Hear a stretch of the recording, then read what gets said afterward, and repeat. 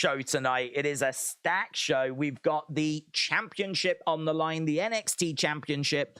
Carmelo HAYES taking on Wesley. We've got Dirty Dominik Mysterio and Rhea Ripley taking on Lyra, Valkyria, and Dragon Lee. We got Ilja Dragunov taking on Trick Williams. We got Ava taking on Ivy Nile. We got Nathan Frazer taking on Noam.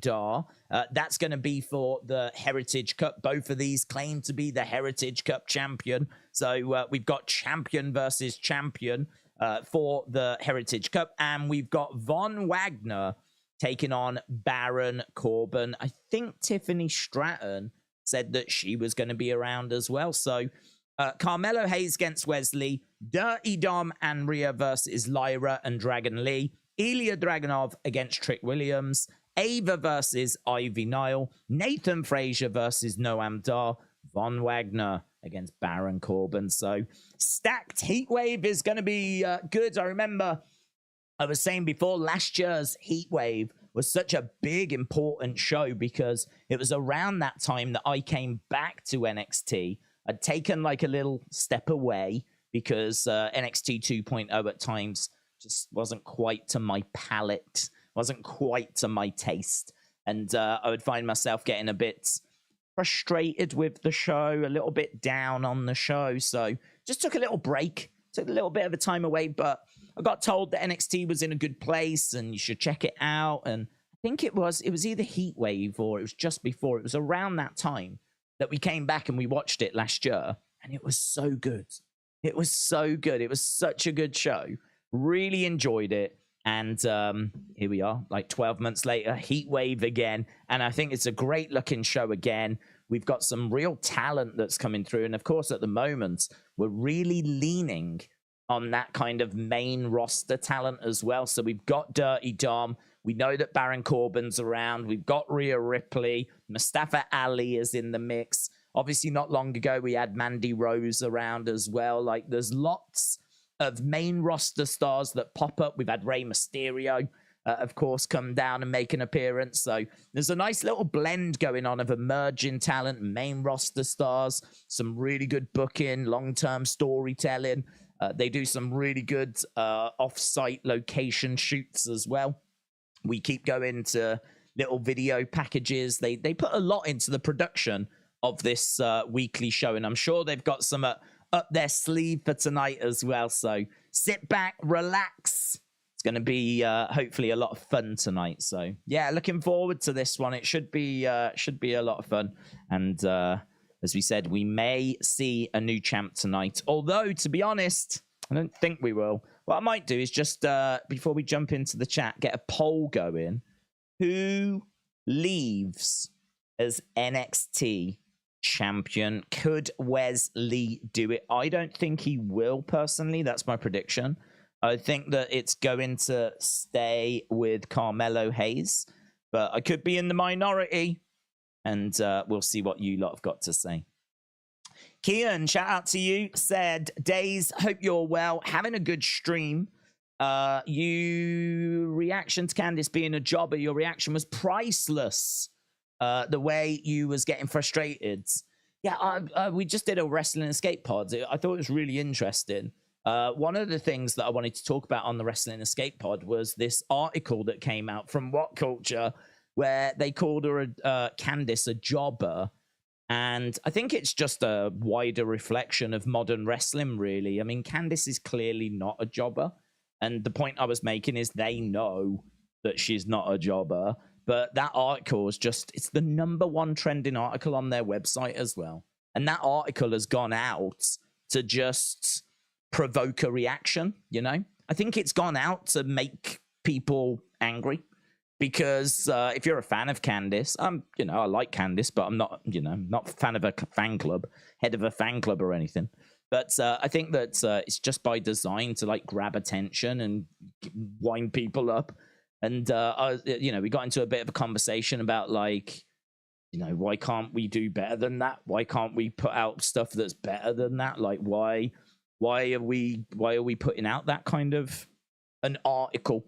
I find it very frustrating Just because, like, I see it a lot when someone loses straight away on social media, buried, jobber, you know? And the point we were making was an actual jobber is someone that loses on a regular basis, like a Brooklyn Brawler, like a Barry Horowitz, like an SD Jones, like, you know, one of those, you know, a Dwayne Gilberg, right? One of those names from the past that always popped up on WWF TV. Because back in the day, like Raw's, SmackDowns, they used to just be largely squash matches.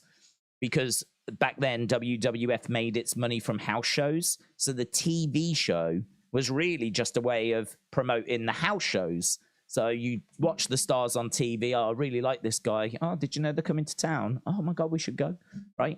So they didn't make their money so much from TV like they do now. They made their money from the house shows. So they gave you like a few good matches in the like 80s and 90s on each show, but they would fill out the show with just squash matches and like enhancement talent jobbers, just so that, you know, they're not burning through the matches people want to see. There's no point giving you the matches you really want to see on TV when you could use that match to get you someone to buy a house show ticket. So those are jobbers.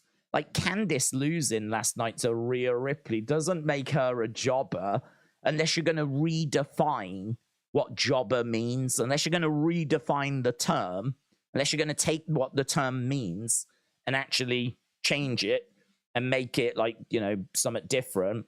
But yeah, that was a conversation that we got stuck into. And yeah, I like the fact that we've got that platform to just maybe go into a few conversations that maybe we wouldn't normally have.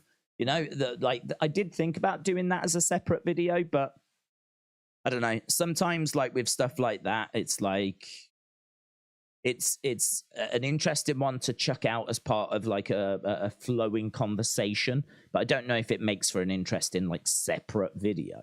So yeah, Wrestling Escape Pod every Tuesday. And we do predictions, and I was just telling a story as well, which I did tease last night during the Raw stream, but didn't get to because I knew I wanted to save it for the Wrestling Escape Pod. So I might try and pull out some of that stuff as separate videos, but just keep it all on that channel. So glad you enjoyed it. Jarrett said, I think Dragunov is going to intervene and WES is going to be the new champ. So now Carmelo moves up to SmackDown, joins the Street Profits with Bobby Lashley. Daniela said, it says Raw, not NXT on our screens. Oh, yeah, you're right. I didn't know what you meant then. You mean this bit here? I can change that. But there's no more jobbers. There's new school jobber stars, says Johnny. Is that what we're calling them now? New school jobber stars. Sounds like a fun video game, that does. New school jobber stars. Boa and Xia Li need to reunite for a mixed tag match. Where is Boa, actually? Is Boa still around? Is Boa still part of the roster? Boa... NXT. He is currently signed to WWE. Yeah. He competes on NXT Level Up. So he's been on Level Up. He's faced the likes of Eddie Thorpe and Dante Chen.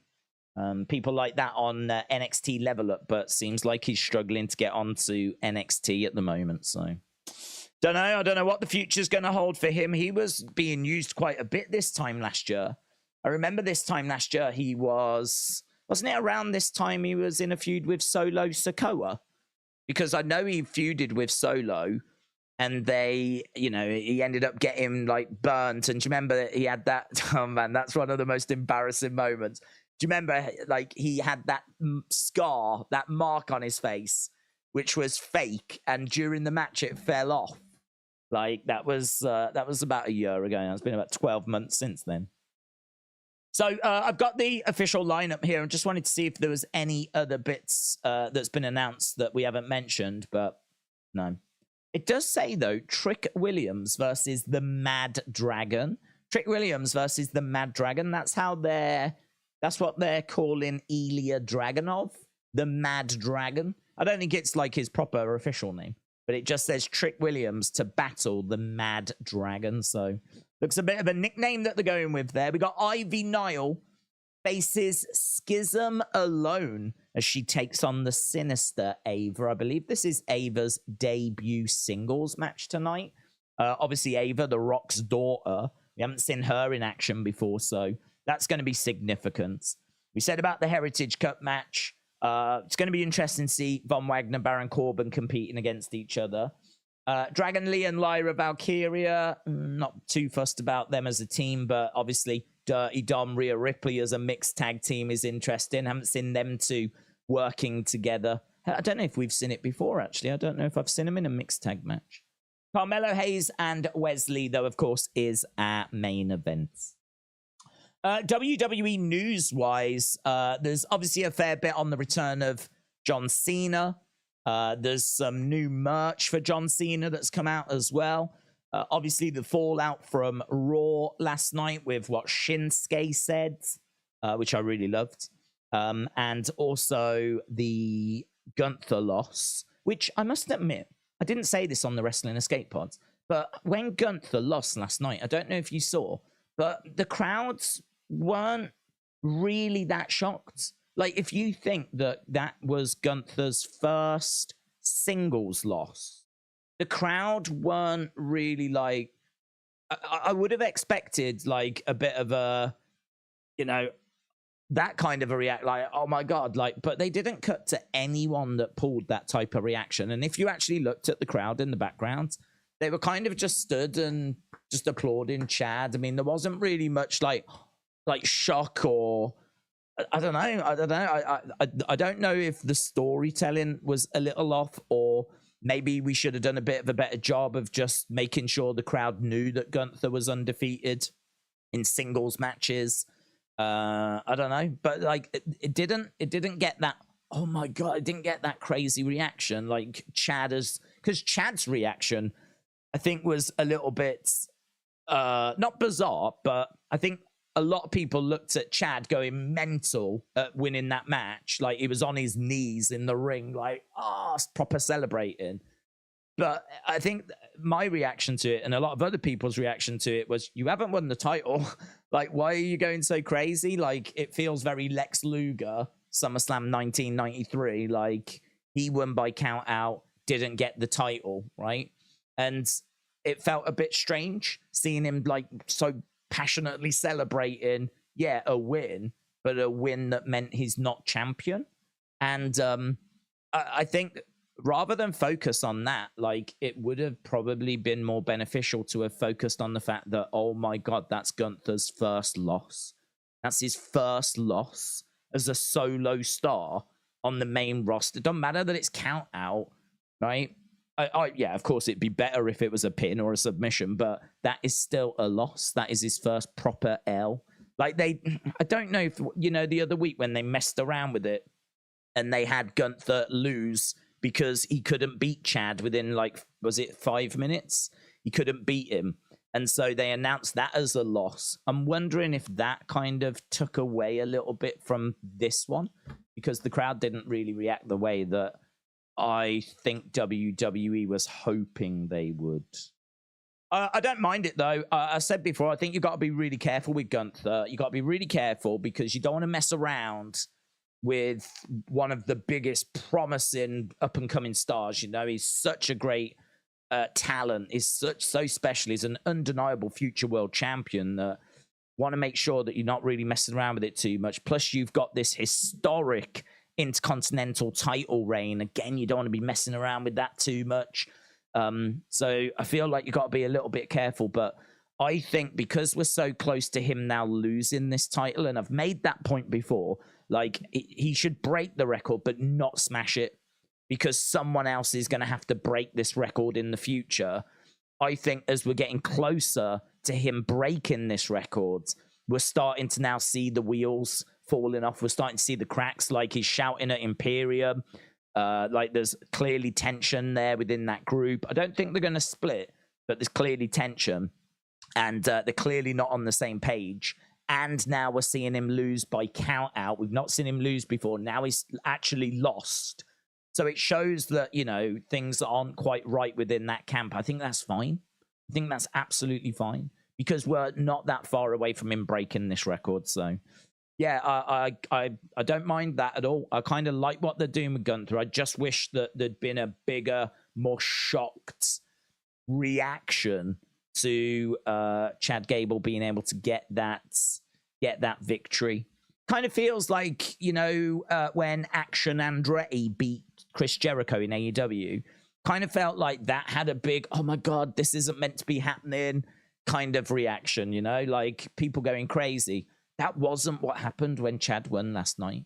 And I wonder if part of it is people sort of knew that, well, it'll probably be like a screwy win for Chad so that we can then do a rematch where a bit further down the road, maybe the record is broken by that point and then Chad can win the IC title.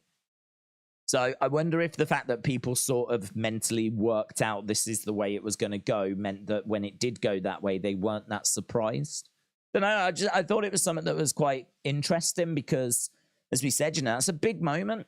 That is a big moment. Him actually losing, like a proper match by count out, is a big moment. Did you see the press conference between Tommy, KSI, and John Fury flipping the table? Did you hear JJ saying he could see John Cena? I did.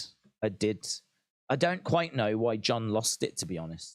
I saw the clips everywhere of John just going mental, big John Fury. And I was like, my God, what got said? What got said for him to react that way? And I went back and watched the press conference and no one really says anything. I mean, KSI is asking like, why is Tyson ducking Usyk? And I never heard like anything said that really was aimed at like Big John. I thought they were going to say like, you know, you're nothing. When you was a fighter, you couldn't even buy a win, or like, you know, going after him or saying something. But there was nothing. I don't know. Big John just seemed to have enough of like the talking. There's a lot of nonsense in there with these kind of events where they're, you know, I mean, Logan brought out a cake of Dylan Dennis knocked out, and like they were talking about like, you know, just ex-girlfriends and all this. And I think Big John just had enough, man. I think he's just sat there and he's just like, man, this is just playground nonsense. And so I think he just got frustrated and lost his cool. But yeah, I love Big John. I love Big John as much as Big John loves Saudi. Why is AEW doing a fatal four-way for the women's title? Because they want to get all those women on the show. I mean, I think they want to get as many women on the show as they can. You've got to get Britt Baker on that card. You need to get Saraya on the card. I think Toni Storm was champion, so she's not champion now. I think they, you know, want to put her on there as well. Shida, I think they want to get Shida on the card also, but I mean, if Shida hadn't made the card, I don't think it would have been the end of the world. To be honest, if Toni Storm hadn't made the card, I don't think it'd be the end of the world. I think if you was going to do a match, Saraya versus Britt, doing like that sort of rematch, I think that might be the one to do. But I don't know that Saraya is able to have a match on her own now, because we don't see it that often. I mean, I think she could, but I think she struggles. I think that, you know, we know that she was out because of injury. She managed to come back, but since she's come back, I mean, I don't even know how many matches she's had this year, but it ain't many. And I think, and certainly she might have had some tag ones or whatever, but certainly like not many singles, not many matches full stop, but certainly not many singles either.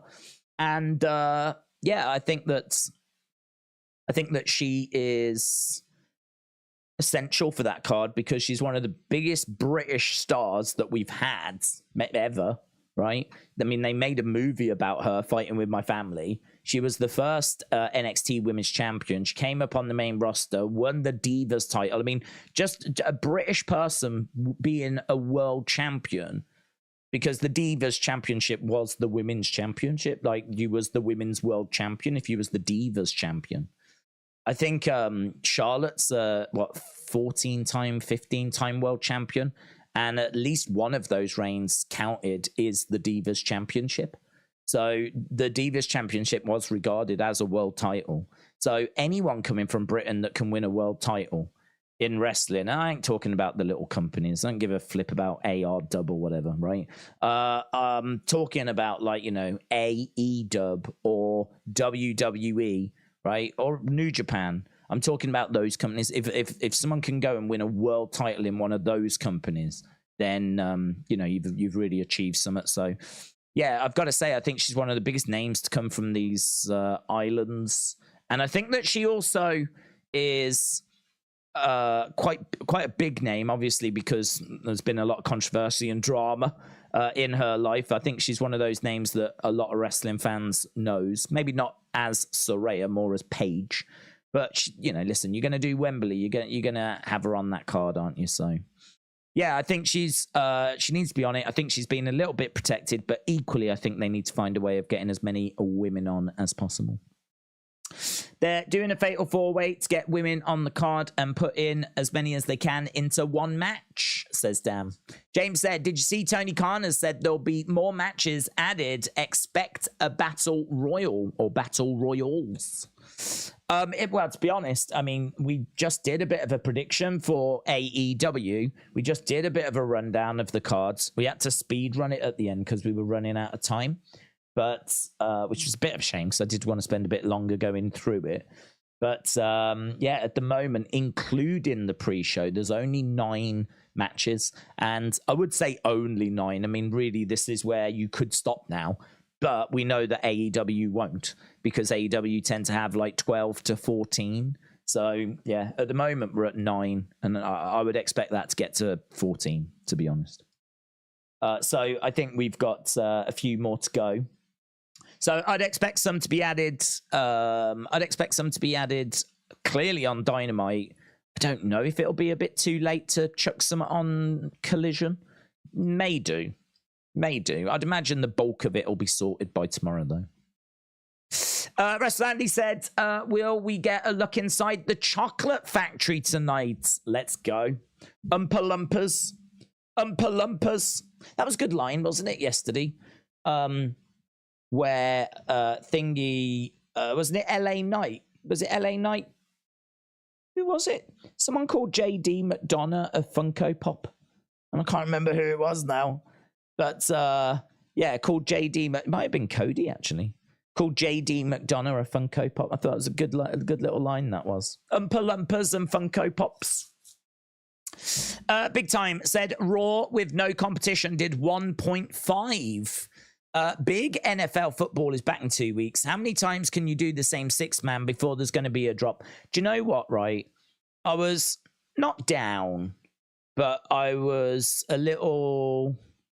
I think there's a few things that happen when you're a YouTuber where you just take a moment to go, am I on the right? Is this right? Have I done something wrong? Like, we always do 10,000 for Raw, right? More normally, 11, 12, right?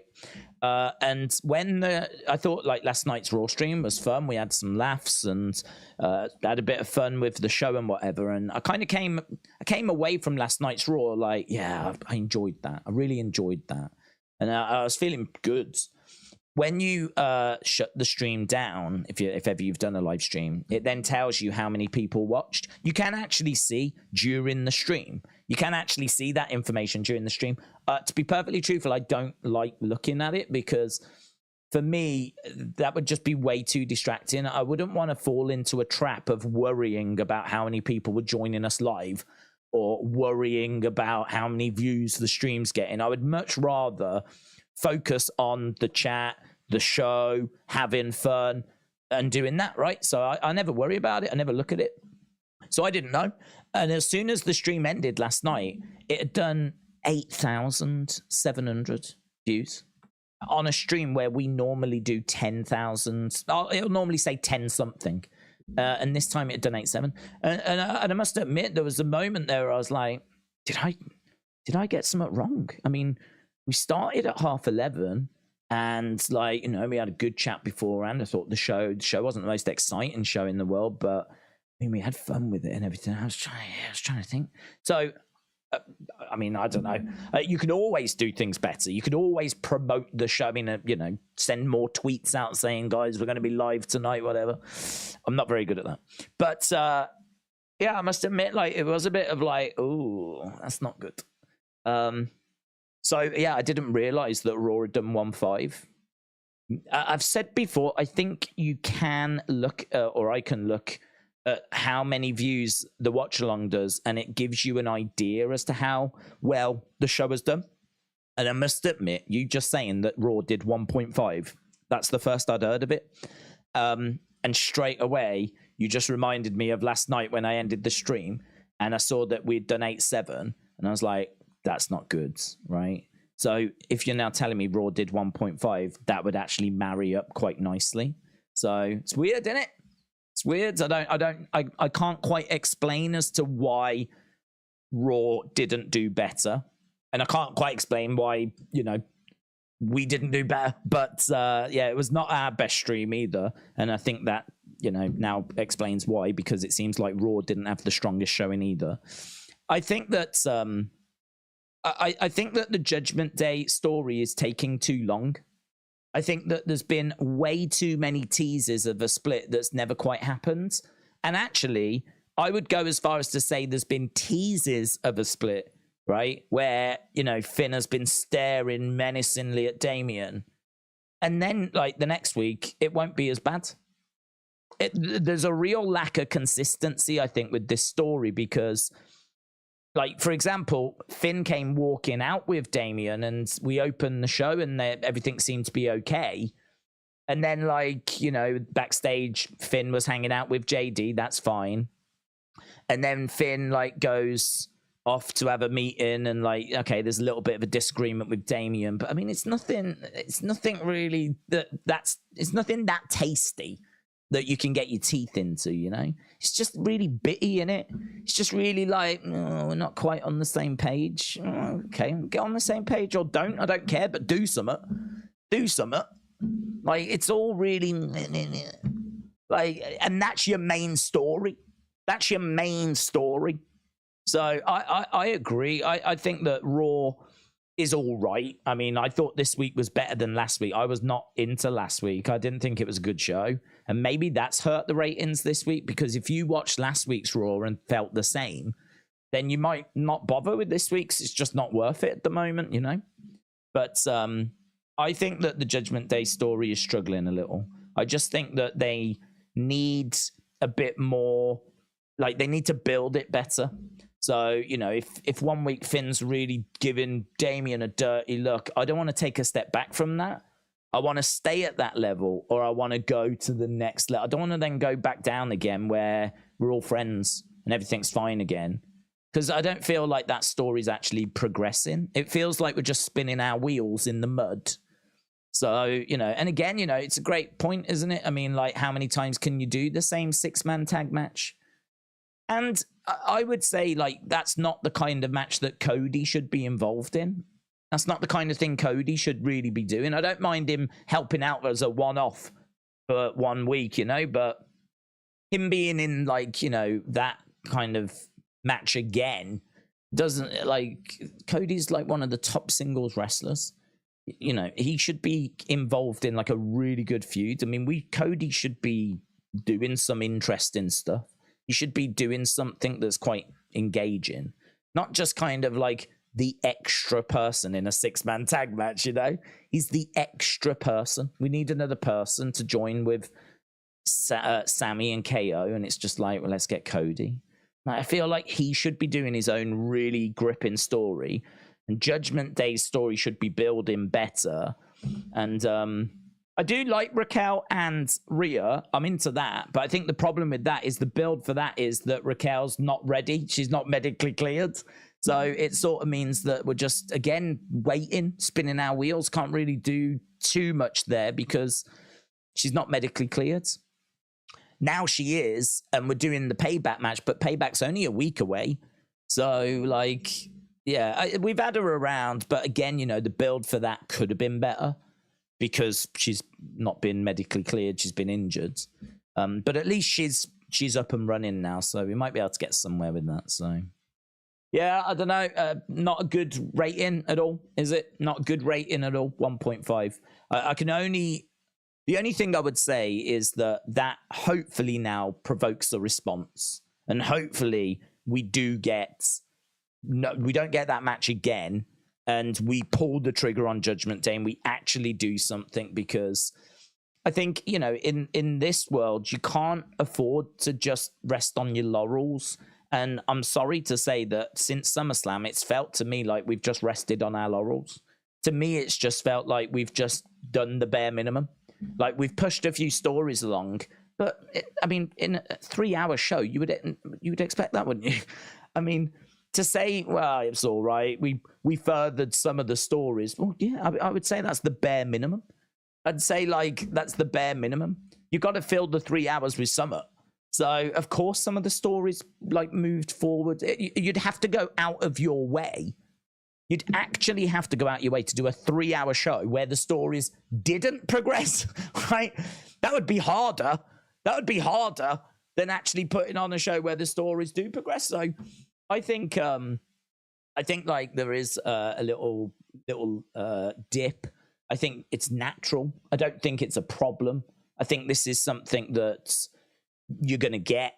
I think that a lot of stuff went into building towards SummerSlam, even though that build wasn't the best. I think a lot of energy went into that. And I think now we're starting a new cycle, which, you know, ultimately could be leading us to Survivor Series. Now we might be starting the Survivor Series cycle. It could be that this, you know, is the start of a 3-month program. And so the start is going to be a little slow, and it is, you know, we are working our way through whatever. But that's what I'm saying. In this world, you just can't afford to rest on your laurels, because there's so much vying for everyone's attention that, like, you've got to be switched on.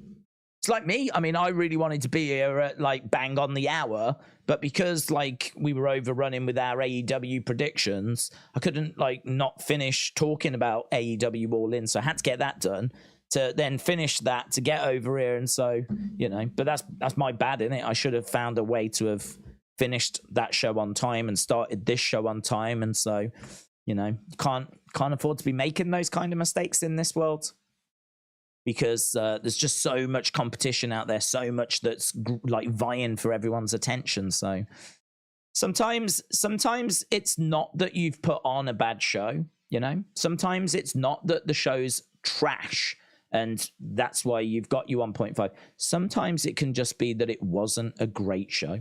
Sometimes it could just be that the show was all right. But in this world, all right is not good enough. In this world, all right ain't cutting it anymore. You got to be much better than all right. So, yeah, hopefully there'll be a few wake-up calls there. Hopefully there'll be a response. And hopefully we do get, like, a great Raw next week. I feel like we're due one. I feel like we're due a great Raw.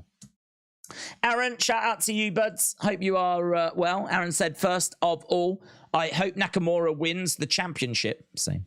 Love Seth. I want serious Seth back. And second, I can't wait to see CM Punk. Hope well.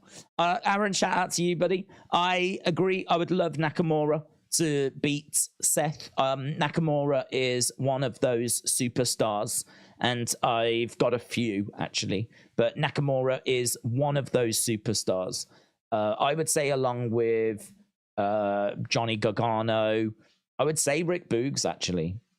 Sami Zayn, that have not got to, like, a world title in WWE, and that I would love to see get to a world title. I actually made this point during the stream yesterday. I put it out as a short because I do want to put more shorts out again. I think it's a good way of people seeing what we do if they don't join us. And I made the comment just by chance yesterday. I said, like, oh man, if I did a top 10 things I would love to see, you know, number one would be, and I just happened to see that, and I was like, oh, that would make a good little short. And I said Sammy winning the world title would be my number one thing, because he's never won the world title in WWE. And I just ain't bothered about flipping create a wrestler, you know, federation or whatever. I ain't interested in these poxy little promotions. I'm talking about proper titles that, you know, kind of legit make you legit. You know, I think AEW is one of those. I mean, AEW, I know their belt's only been around since 2019. It doesn't have any history beyond that. But because of the fact it's the second biggest promotion in America, maybe the second biggest promotion in the world, that does legitimize their championship, because obviously it's a very popular promotion. And so their championship carries a lot of weight as a result. So I would say like the AEW championship means something, even though like it was created out of thin air just a few years ago. New Japan IWGP, of course that means something. Of course that means something. WWE's, of course, going back to the 60s, whatever, means something. I know, like, again, you could have that conversation about the world title. Like, the world title was just poof, magically created. The one that Seth's got, poof, magically created out of thin air. But I'll use the argument I just used about AEW for that. This is the number one promotion in the world. If they want to poof, magically create a world title, it's such a big promotion and that's known around the world. So many people watch it and care about it that title has, you know, legitimacy, relevancy. So for me, yeah, I think that I would love to see Sammy win a world title, even if it's Seth's. I would love to see Shinsuke as well win a world title in WWE, because I think that he came in with a bit of a fanfare. He went to NXT. He's done the right thing. You know, I mean, he was a big star in New Japan. He could have just stayed there and just, you know, Wrestle Kingdom, had some more IWGP title reigns, could have been just a part of the mix, you know. But instead, he took a bit of a gamble on himself. And what he did was he went to America, completely different worlds, different language, different culture, went over there, started from the bottom, in the words of Drake, worked his way up, and, you know, he was NXT champ and did the right thing, went to the main roster, joined the main roster with a bit of a fanfare, got into a feud with AJ, competed over the title. He's always just seemed to miss a little something. I think it is the fact that he doesn't speak English. Just puts that barrier up, you know? Just not a barrier that stops you liking him, but just a barrier that maybe stops you getting a little closer to him and his personality. It's a lot easier to get your personality across if, like, you know, you speak English and everyone can understand what you're saying. Because his command of English is a bit more limited, it just puts that little barrier in the way where you can't quite appreciate his full personality. And I can only put it down to that. Because in ring is fine. I mean, maybe not spectacular. Maybe, you know, it's hard to sit here and name 5-star Nakamura matches. But then I would make the counter argument that I don't think he's had many opportunities to do that. I mean, when he was Intercontinental Champion, he hardly defended the title, you know? And we haven't seen him for the majority of this year. Creatively, they just don't seem to have had anything for him for a long, long time. Lo and behold, you put him in a storyline around the title and you give him something interesting where he's whispered something. It's like, what's he whispered? And we've all got theories on what he whispered. And then we find out what it was. And it's amazing. And it's going to really help the match. And it's all really good and interesting. And you go, oh, this is what we should have been doing with Shinsuke for the past 5 years. So, yeah, very, very frustrating with how we've booked Shinsuke. Very frustrating. He deserved so much better than what he's had. And it's great that we're doing something with him now. And I think it's working. I so enjoyed that video package. So enjoyed it. And honestly, maybe that's how you have to present him. You know, when it comes to these Japanese and superstars that can't speak English like fluently, maybe you have to do not backstage interviews or in-ring interviews. Maybe it's better to lean more on pre-recorded, edited video packages where they can talk, and the bits where they're trying to think of the next thing to say, you can just edit that out. So it just flows, like what they're saying just flows. Because they, you know, they could say to Shinsuke, right, we need you to say this. Do you want to just do it a line at a time and we'll record it and we'll just edit it all together? If he was to do it live, it might be a bit disjointed. It might take ages. right? But on a video package, he could just do it a line at a time. If it does take ages, doesn't matter, right? Because you edit it down and it works, and it's going to have more impact. And if you need to, you can do it in Japanese and put subtitles on, can't you? So you've got so many options with a pre-recorded video that, you know, maybe that is something we should have been doing like a lot more, like as the majority of his promos, doing it through that kind of video style. So I don't know, man. There's some really, really good stuff that they are doing.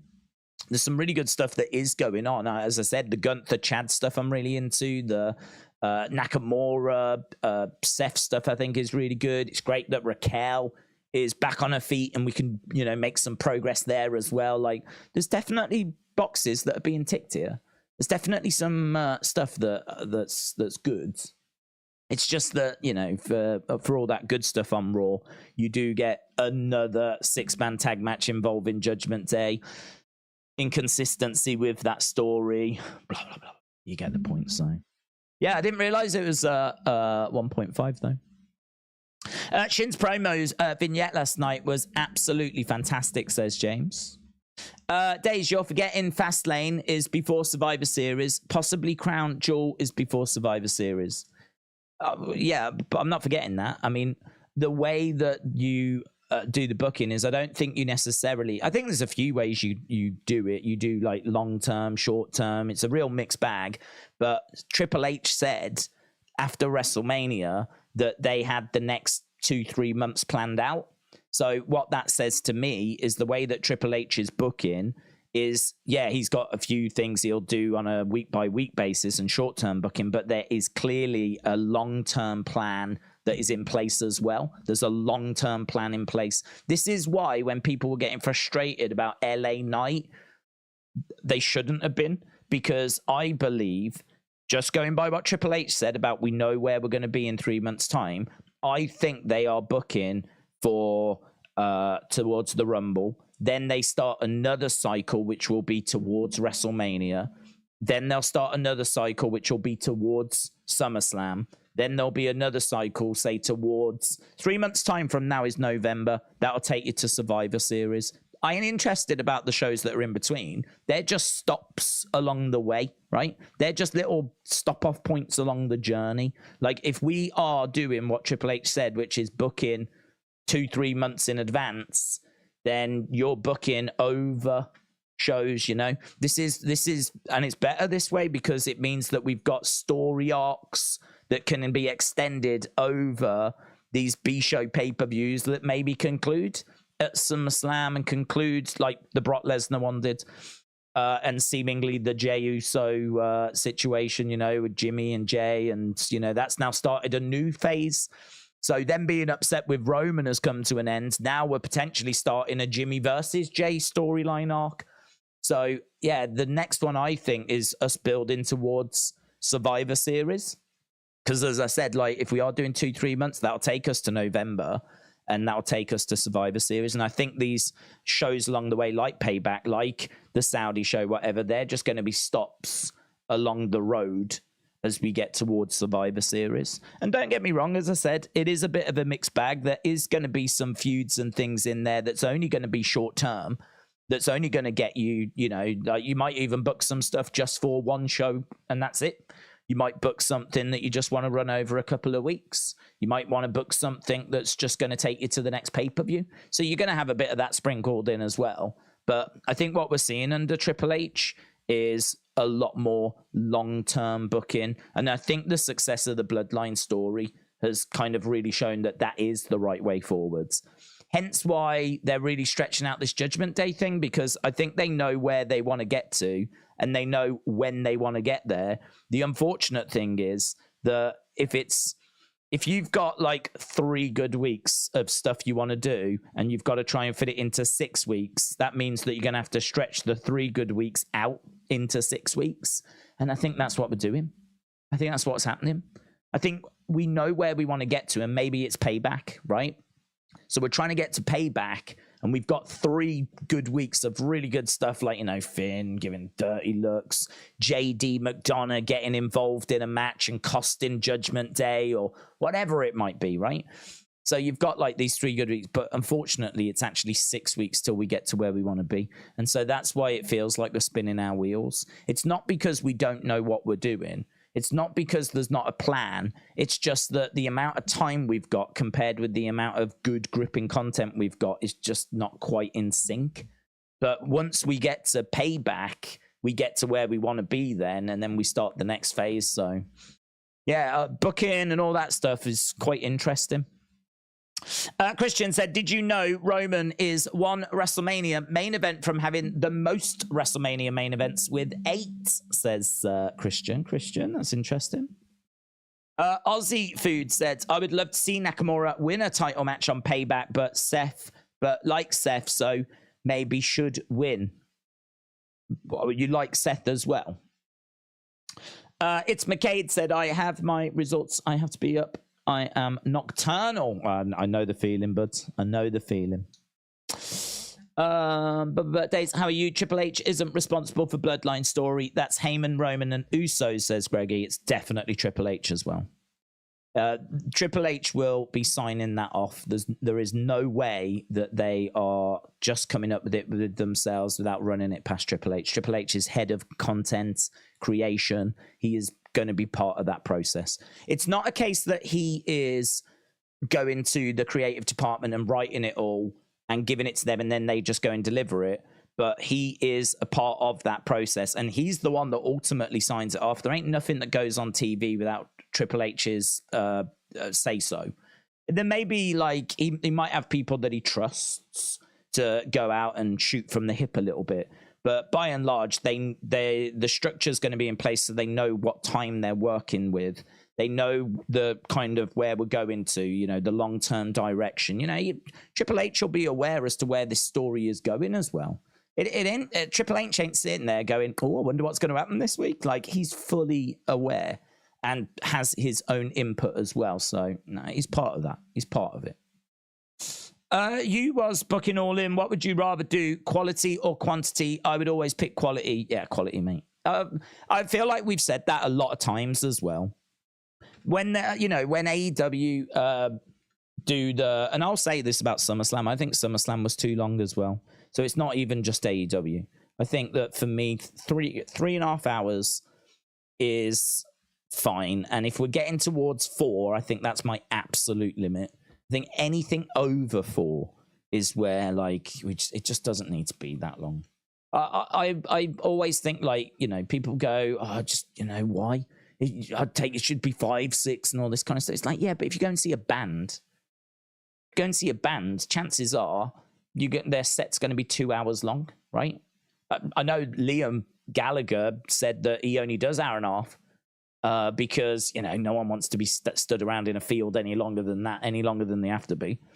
A lot of bands might do, you might get the odd band that does 3 hours, right? You might get, most bands do 1 hour 15, 1.5 hours, something like that. If you go see a film, most films are going to be 90 minutes. Some films will be 100 minutes, so hour and a half, hour and 40, maybe 2 hours. Some films, of course, we know can go on 3 hours plus whatever, but, the average film. So I sort of feel like that form of entertainment is around that kind of 2 to 3 hour mark. And I just don't see why wrestling needs to be any different. If a movie is going to be like that length of time, then why do we need to do like, a wrestling show any different? So I think that where, we're going like, 5 hours and all that, it's just, I don't understand how anyone has the ability, maybe I could when I was young and not a boomer, but how anyone can be so invested in all the matches, reacting to all the matches, really being involved in the stories and the action and just loving it. Like, that wears me out. I get wore out. Like, when I'm popping and reacting and like, oh my God, this is insane. Oh, this is brilliant. Like, I can't do that for 5 hours. Like, if I was to be like that, I'd just be like, knackered by the end. So for me, I'm very much quality over quantity.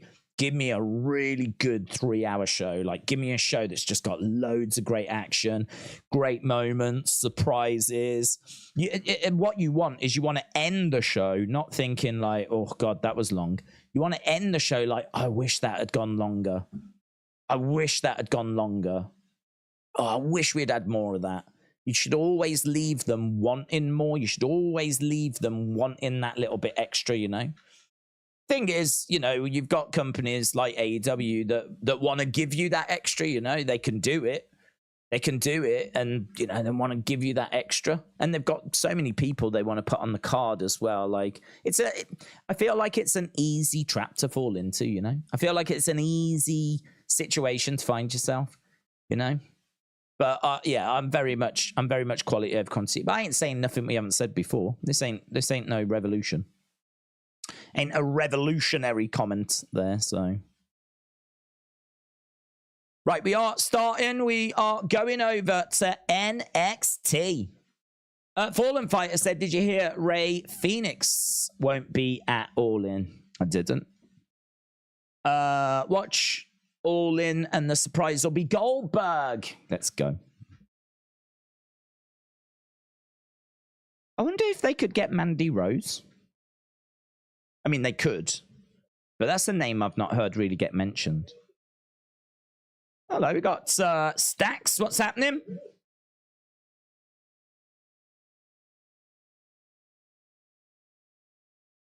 Hello.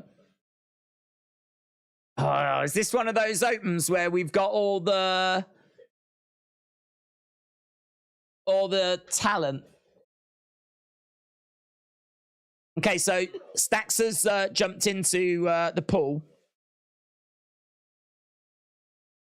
We got them in the pool, in the sunshine.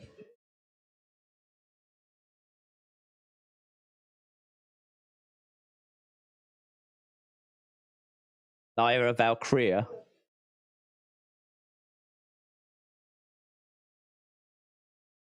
So it's these two just running down the card. They're in a pool. How about they drinking?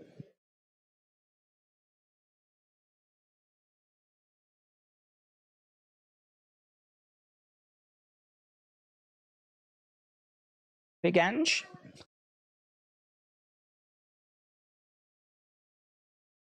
Couple of girls have arrived. Here we go. Play it cool, lads. Play it cool.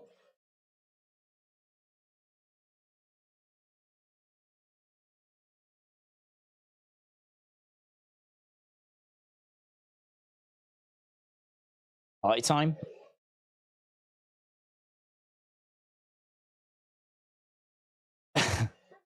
I don't know what that accent is. What's that? Hey, you got in the... Hey, that Wesley. Hey. It's they're all talking like that. What are the streets saying?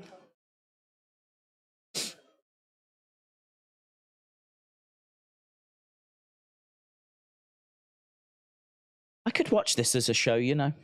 I could watch this. If Stacks and Tony had like a little show where they had to deal with some problems in the local area, I could watch that show. I could watch that show.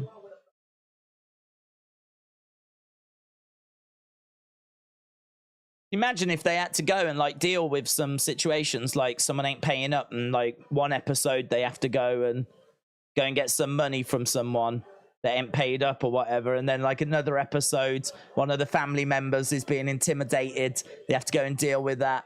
Another episode, like, you know, it could be good, man. Do it, WWE, you cowards. Here's the Mad Dragon. It's time for Ilja.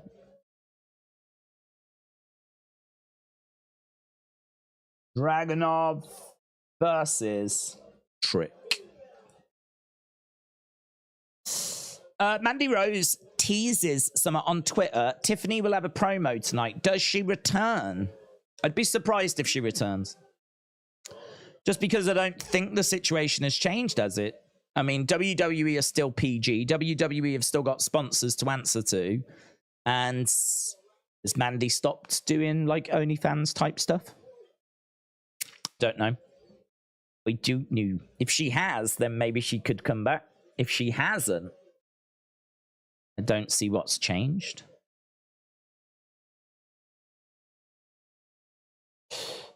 Bring out the lemonade because the forecast calls for a major heat wave, said AB Jobson. Superstar spectacle in India. John Cena wrestles for the first time, says Adam. Gerald said, I'd watch a Stacks and Tony YouTube show. It sounds better than being the elites. Here's Trick Williams. Here's Tricky Willie. That trick. Whoop. That trick. Whoop. That trick.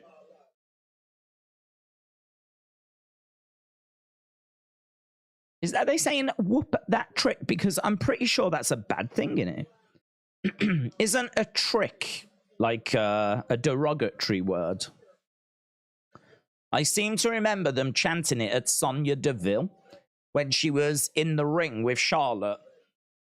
And the crowd were chanting whoop that trick at Charlotte. Like, you know, Charlotte, whoop that trick. I think trick's a derogatory word.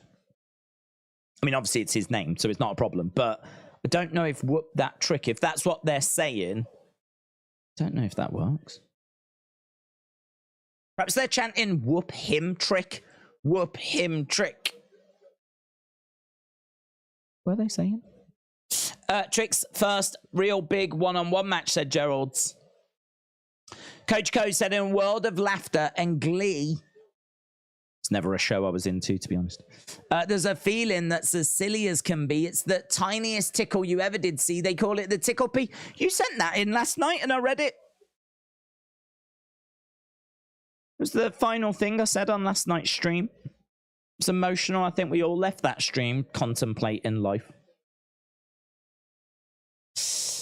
What's the point on hating on the elite for no reason? All you need to say is you don't watch the show. No need to add unnecessary comments.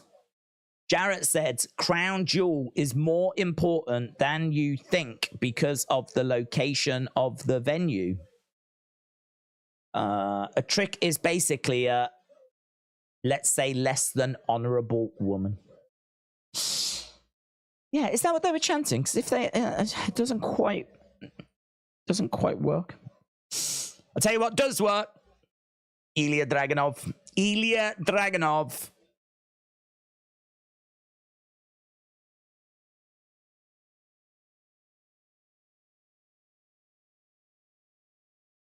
Okay, so Dragunov has got Trick in the middle. Chop coming in. How excited are you for All In between 1 and 10, said Kashawn. Probably an 8. Probably an 8. I mean, it's exciting in the sense of it's at Wembley. We know a lot of people that are going to it. I think that the card looks good. I think the reason it's not a 10 is only because I feel like it's missing that one big match, like MJF against Adam Cole being the main event.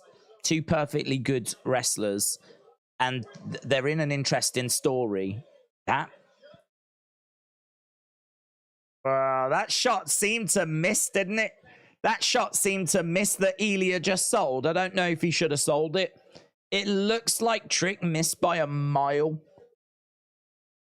Even the commentators are like, I think it just caught. And if it just caught, it only just caught. Ah, nah, it's not good. I just saw the replay of it. It was this big shot like that. And there's a moment where, like, it's just a fraction of a moment where he throws it and Dragunov just waits and then goes.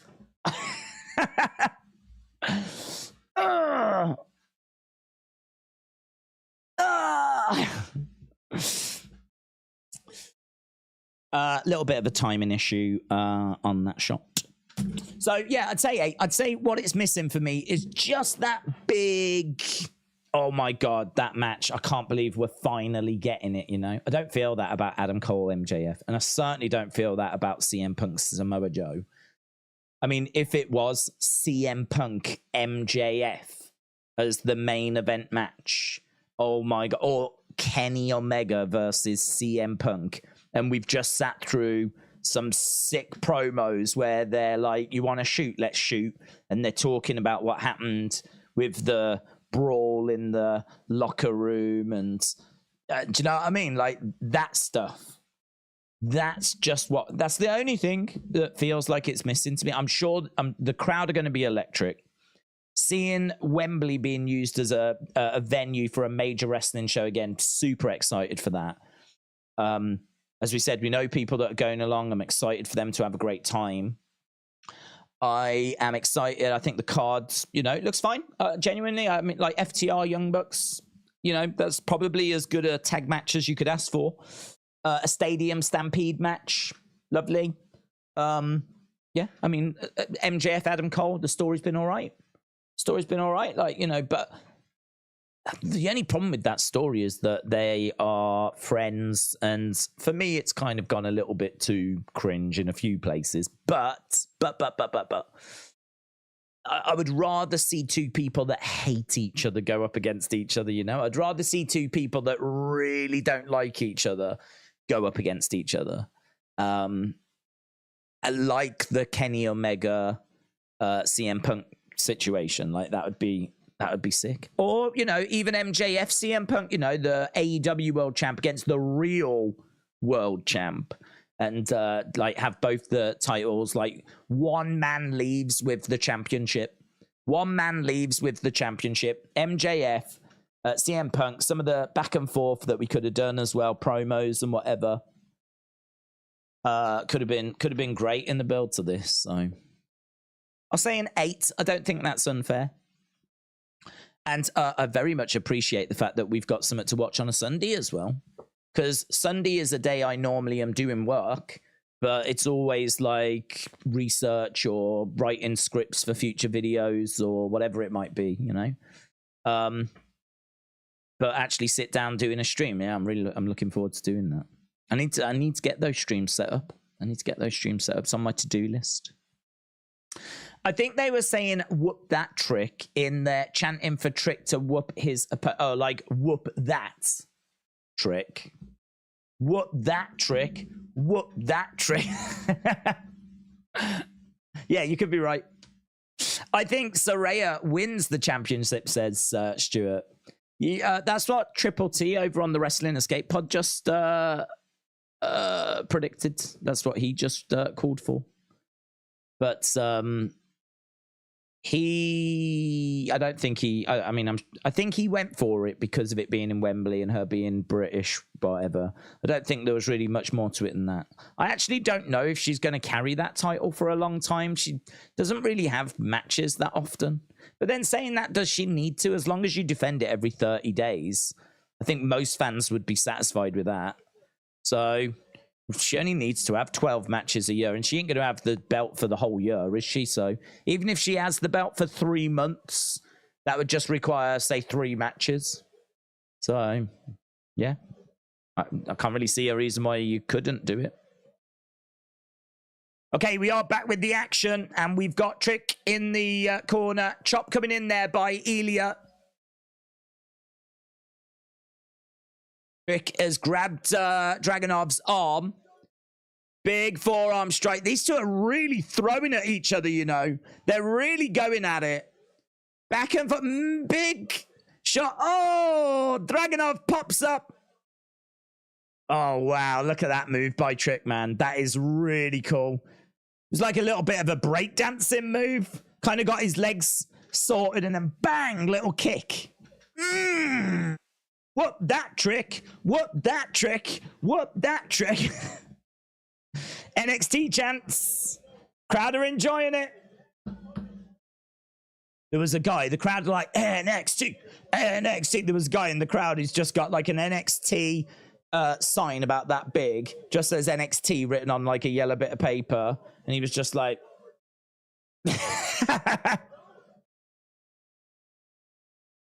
that's as far as he's willing to go. He's not willing to go any further than that.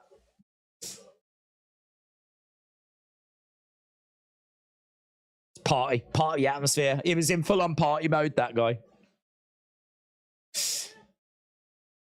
Oh, yeah. Oh, yeah. Kicks coming in by Trick. And again, another big boot. Ilja Dragunov. Down. Bring it. Bring it. Bring your daughter to the slaughter. And look at that. He drives his foot into the chest of Dragunov.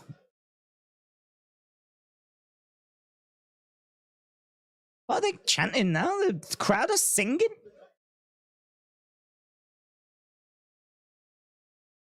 This crowd are wild, man.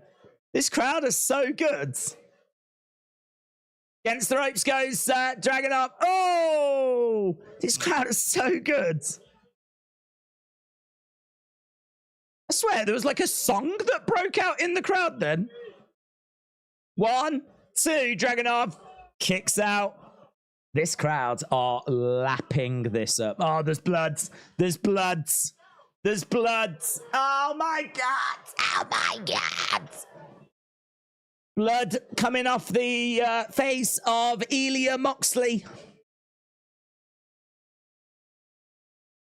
This, that knee. Mitchell, shout out to you. Said I saw Phoenix won't be there due to visa issues. Is that what it is, really? We won't let him in.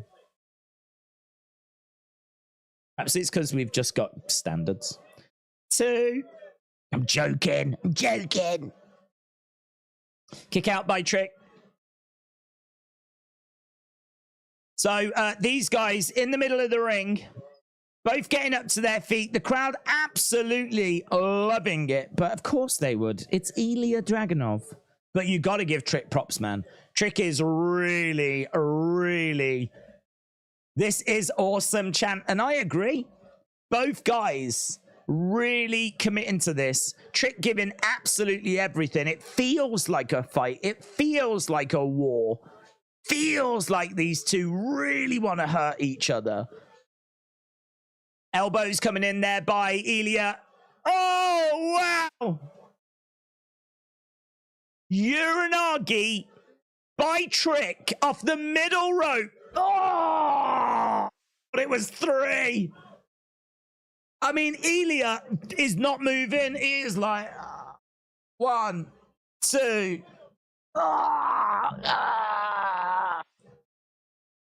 That shoulder going up was like a dagger into Trick's heart then.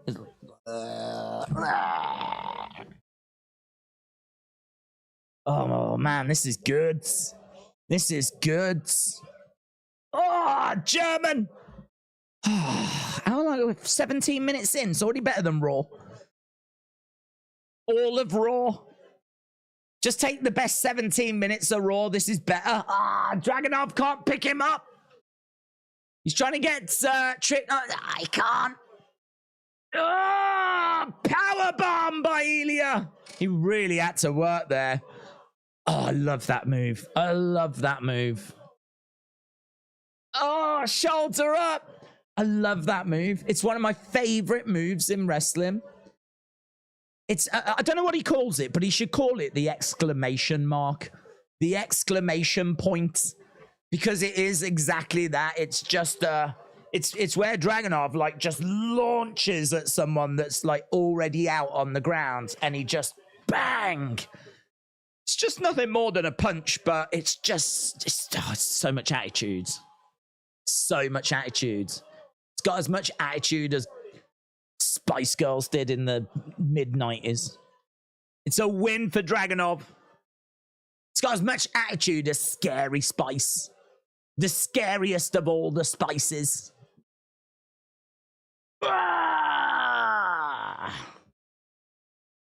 It's kind of like a finish him.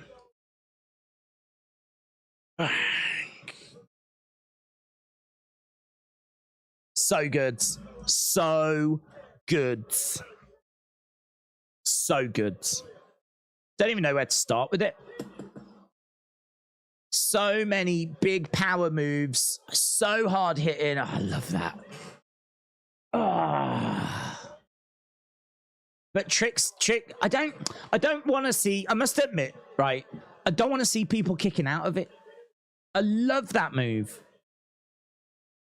He actually delivers it off the, I don't know if it was the top rope, but that's what finally gets the win for him. But, like, that should be enough, to be honest. Because Trick's already down. So this is like the knockout blow. Bang. I'd like to see him protect that move a little more. But other than those little, tiny, little criticisms, not even really criticisms, but so good. So good. One of the best NXT matches of the year. One of the best NXT. I've said it. I've said it. That was awesome, said Nightmare's mom. 425 out of 5. Here's Tyler Bate backstage with Nathan Frazer.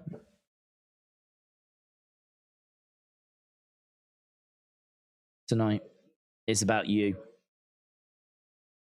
About you showing the world who the true Heritage Cup champion is.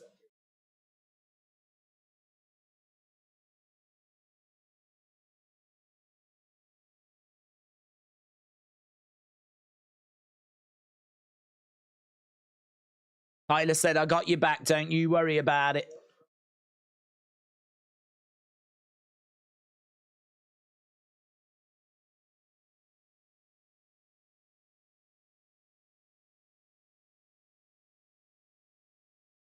Okay. So, Tyler told he will get a shot when Nathan wins.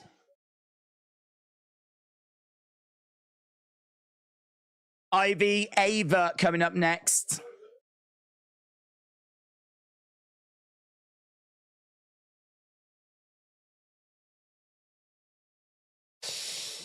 Right. Daze, Kevin Owens, Ezekiel controversy, mystery, the best feud they ever had, said Scott.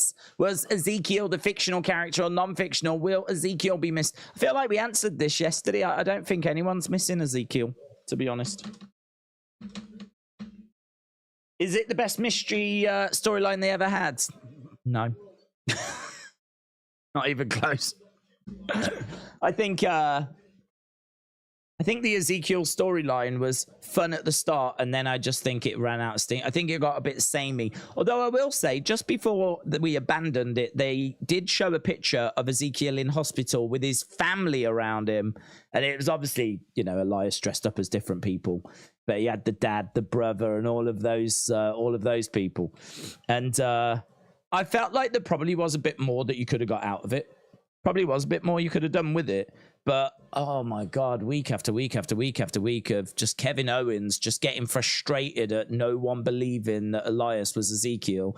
As I said, fun at the start, but and maybe you can look back on it and go, yeah, it was just a bit of fun, you know?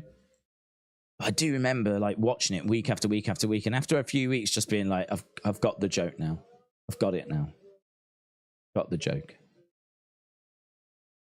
Definitely time for something else now. You know?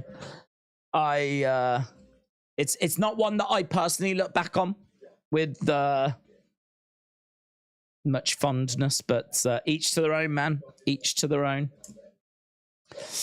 I'd rather have Elrod back, said James. Elrod, that was the name. That was his brother, wasn't it?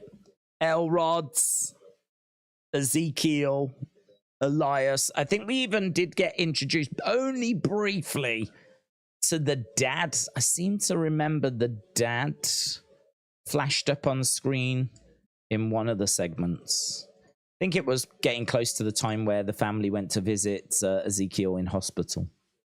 But yeah, I mean, where's Elias now? We don't even see Elias, do we? No one's walking with him at the moment.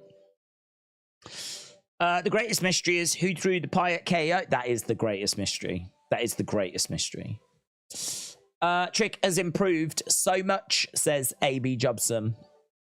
NXT Shotgun Saturday, says Mr. Quake. I could see a Tyler heel turn one day, says Mark. How about this for members of my group? Swerve, Danielson, Punk, and Guns. The Aries Empire. I like Swerve. I like Danielson. I like Punk. I like the Guns. Yeah. Checks out. Coach Co said, in a world of wonder by the ocean's edge, a tale unfolds where the legends at the pledge. Michael Jackson, the king of pop, so free, tickling fish beneath the endless sea. Beautiful. Kashawn said, do you think WWE is getting repetitive with the 6-man tag match each week? Yes. I'm not even watching NXT, said Jarrett. Raw needs something fresh. Something fresh. Yeah, I think we kind of touched on it. I think that Judgment Day is fine. You know, I mean, Damien's Money in the Bank. Everyone loves Rhea. Everyone loves Boo and Dominik. Everyone loves Finn. I mean, the people in the group are fine, but it's just, yeah, you need a bit more consistency. You got to really keep pushing that story along. It does feel like it stalls a few weeks, and if they're going to be all over the show, then they've really got to be doing some interesting stuff. Like don't mind a slow burn, but talking of them, here they are. Rhea and Dirty Dom.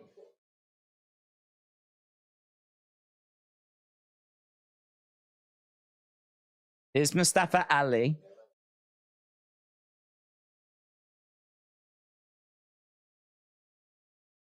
Only came to wish you luck. Actually break a leg.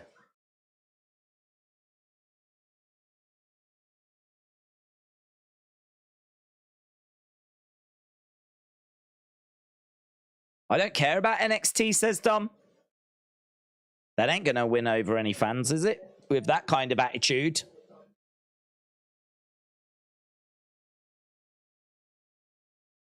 You've got 10 seconds to get out of our locker room.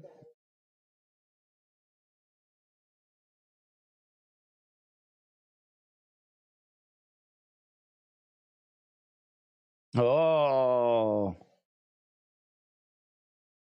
Oh. Ali said... So Rhea said, you've got 10 seconds to get out. And he went, what, just 10 seconds? That sounds like something you two are used to. Think what he's saying, right, is, you know, when they do the rumpy bumpy, probably doesn't last very long.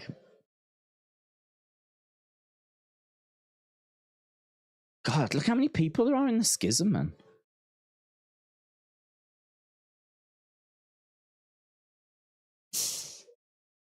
Okay, here are the schism. Aren't diamonds forever? Yeah. Yeah, they are, yeah. There you go. Question answered, yeah. Aren't diamonds forever? Yeah, they are, yeah.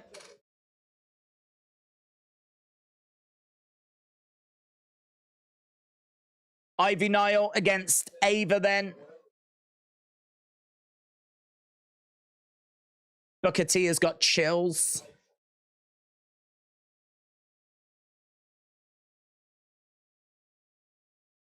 Ivy's back is turned. Ava wallops her from behind and hurls Ivy into the corner. Picks up, slams down Ivy.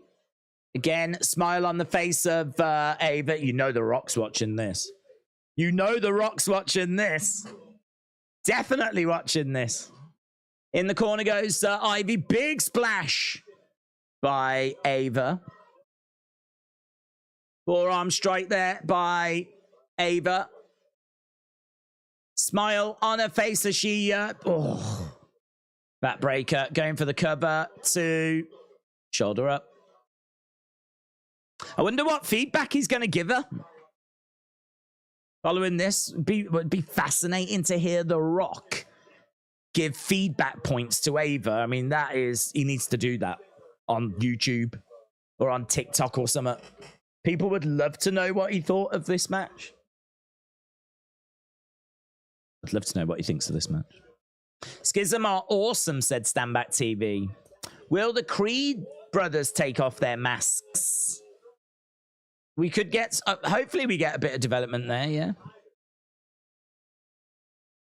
Shot coming in by Ava. Bang. Ivy gets slammed face first. So we've got Ivy over by the ropes. Ava driving her foot into the back of Ivy. Ivy back on her feet, shoulder tackle. Ivy goes down.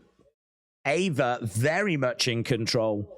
She's been in control for the majority of this match.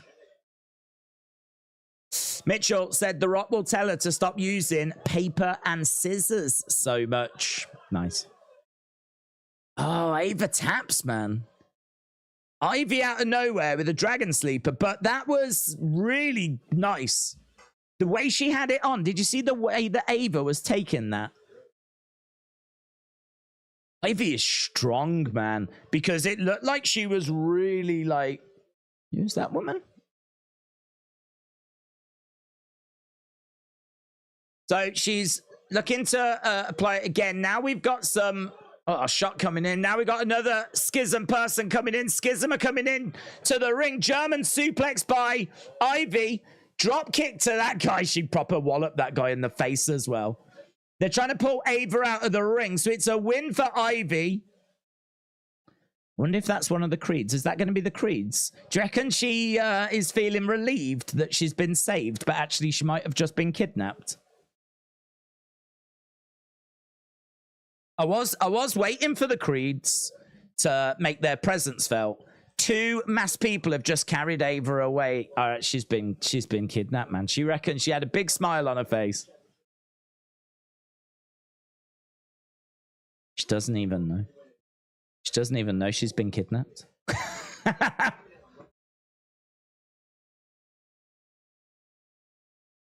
Okay, we got Dragunov and Wesley backstage.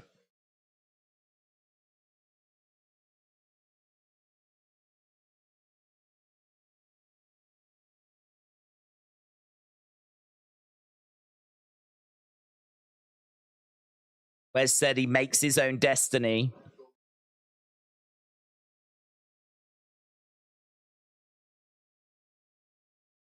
If I've got to go up against the Mad Dragon, I'll look forward to it as the NXT champion.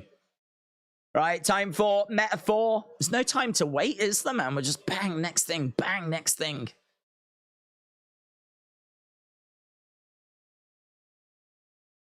Here we go. Metaphor making their way down. It's time for the Heritage Cup match.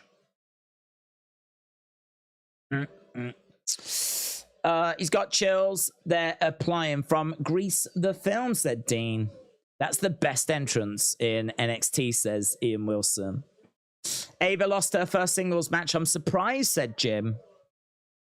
Crown Jewel is not important because of the pay-per-view, but Saudi hosting, they expect nothing more, nothing less than an epic show.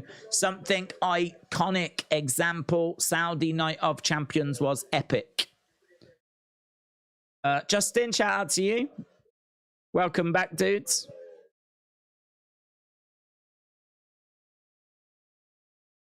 I don't know how you spell Nathan Frazer. I don't know if it's like that or with an S. We'll find out.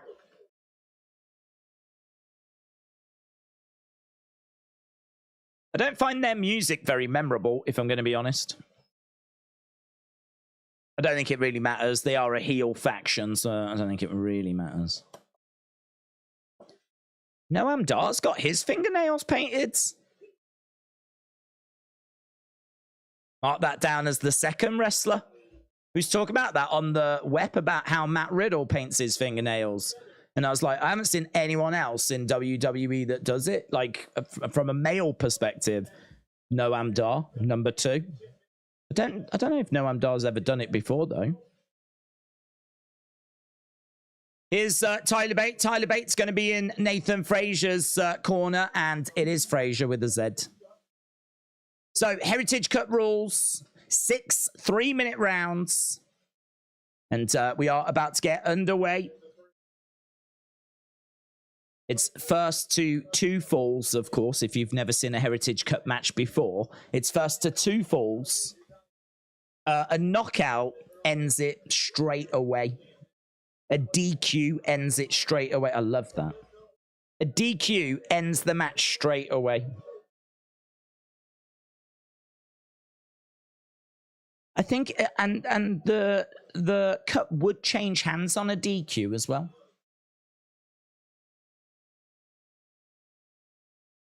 That's, when you think about it, it's a really silly rule, isn't it? Why does a disqualification not result in a title change in hands? Probably should, shouldn't it? Tyler Bates in the corner of Nathan Frazer. Obviously, Meta 4 or Meta 3 when it's just them. Meta 3 on the outside. Down goes Nathan Frazer.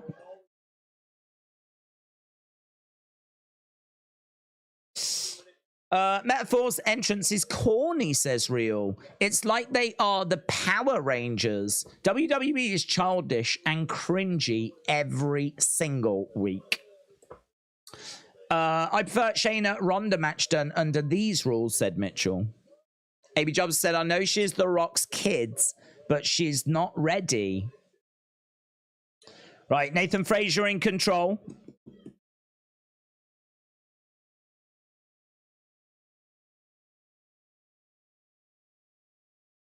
Noam Dar is kicking at the back of the leg of Nathan Frazer. He goes against the ropes, shoulder tackle. Kick coming in.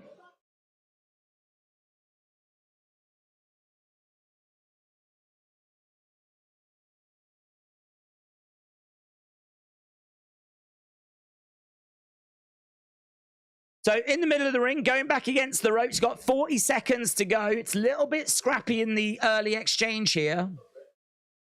Roll up bite. Now the pace is increasing a little bit. He's trapped the arm, but Nathan Frazer rolls out. Kick coming in. Duck underneath there by Noam Dar.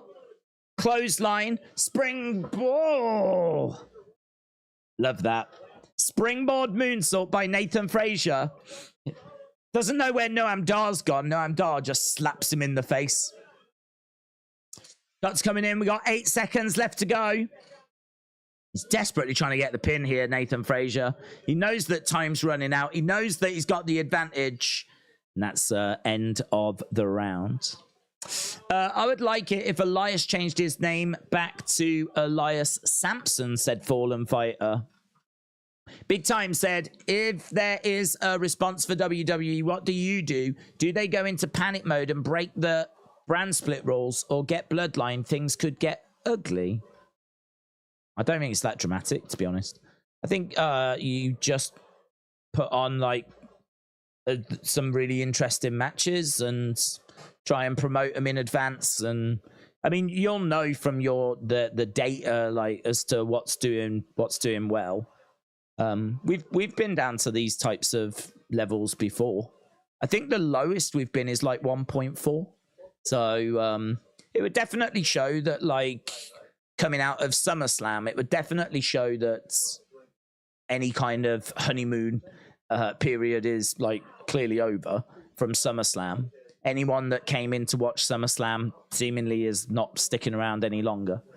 Because, you know, after SummerSlam, people will check out the Raw, the SmackDown, see how the stories progress, whatever. We said last week was not a good week. Didn't we? We said it was not a good week. So it seems like we weren't alone in feeling that way. It seems like the casuals kind of felt like it wasn't very good as well. So I don't think it needs blown out of proportion. I don't think it's dramatic. I don't think it's a big problem. I think it's, you know, if we get like a month or two of like the numbers staying there after we've tried a few things to turn it around, if it stays there, then we can start to ring some panic alarms. But really, this would just be a case of, okay, clearly what we've been doing at the moment hasn't really been landing. We need to make sure that we're getting something juicy in for next week. So, you know, you could book Cody against someone. You know, is do you know what you could do? Not do another 6-man tag match in the main event. I think this definitely sends the message that people aren't interested in seeing another one of those. Russell Andy said, how far do you think Noam could go on the main roster? I used to watch him on the Indies and always thought he would make it to WWE. I think he's a fun comedy type character. I could see him being on the main roster and just, you know, having a bit of fun and being a bit of a... Trying to think who I'd compare him to. I would say a bit of a Miz. A bit of a Miz, you know, kind of fun, takes a fair few L's, but not a jobber. Not you know, someone that's whose only job it is to lose. Not that. Someone that can pick up wins every once in a while, but by and large, you know, he's probably losing more than he's winning. And because he's fun, and those types of fun characters can it doesn't really matter. Their purpose is to, you know, entertain, put a smile on the face. Like, the wins and the losses don't really matter so much because they've got the ability to, when they come out, go, oh yeah, this will be good. This will be good. I suppose in a way, a bit like R-Truth, you know? R-Truth, like, for the longest time, was not winning, like, matches, was actually going in and not doing that great, but it didn't matter because it's R-Truth, innit? It's R-Truth. I don't know what we've got now. Dabba Kato came out during the commercial break and attacked Tyler Bate. So Dabba Kato has attacked Tyler Bate during the commercial break. And Noam Dar's gone at 1-4. Why the flip has this all happened during commercial? So we missed the second round. We missed the second round of the match. Huh? Was you in picture-in-picture? I wasn't in picture-in-picture. We don't have picture-in-picture.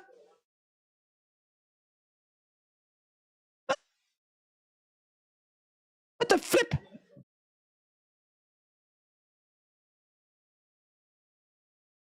Well, to be honest, I don't massively mind it. I have made the comment before that, like, when I'm watching AEW and you go to commercial break and the action just dies, sort of sucks. I sort of don't mind. I'm just not used to it, but I don't mind there being stuff that's happened. It's like, welcome back since you've been gone. Oh my God, this has happened, that has happened.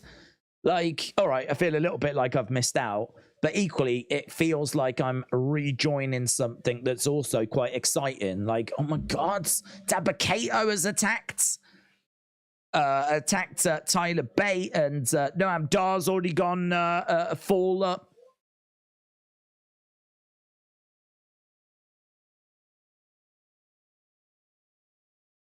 One, two, shoulder up by Nathan Frazer.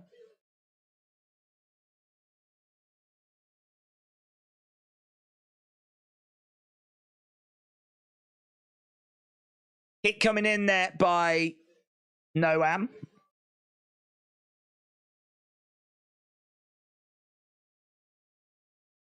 Uppercut there by Noam. Noam looking for the cover.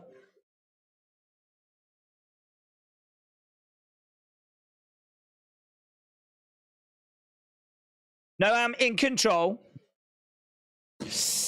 Having that Harlem heat, said Godfather. So WCW stage when Books called Hogan the N-word strain. It's literally 106 where I'm at. Thoughts on Phoenix not being at All In? Very lifted. R.I.P. Nasty Boys. I don't care about the Lucha Bros. So I'm really not bothered. I'm sure it's probably upsetting for certain people, but I'm not bothered. Nathan Frazer through the ropes, collides into Noam Dar. Noam Dar goes down.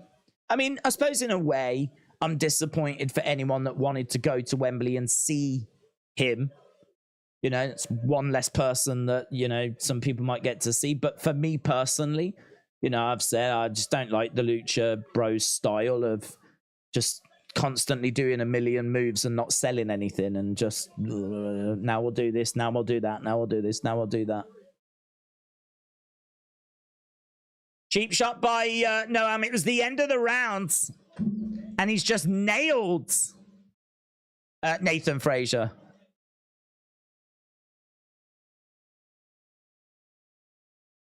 So we got to the end of the round and Noam is making out that he didn't hear So it's a spinning back elbow. Still one fall for Noam Dar. Nathan Frazer having to do this on his own. He doesn't have anyone in his corner. 1, 2, shoulder up. The Rock's daughter tried her best, but her best just wasn't good enough, said AB Jobson. Dean said, I think some of the matches on NXT are more interesting than Raw. Over the top. Charging over, scooping up. Noam Dar planting him down. 1, 2, shoulder up. Lucha Bros are an acquired taste, said Gerald. I like them more with someone who can slow them down like FTR. That's fair. That's absolutely fair, yeah. Roll up. 1, 2. Kick. Oh, another back elbow. 1, 2. Oh, that would have finished it. And you know how much this means to Noam Dar. I do love that about Noam Dar. Like, he loves this Heritage Cup. He loves this Heritage Cup. Noam Dar is back up on his feet.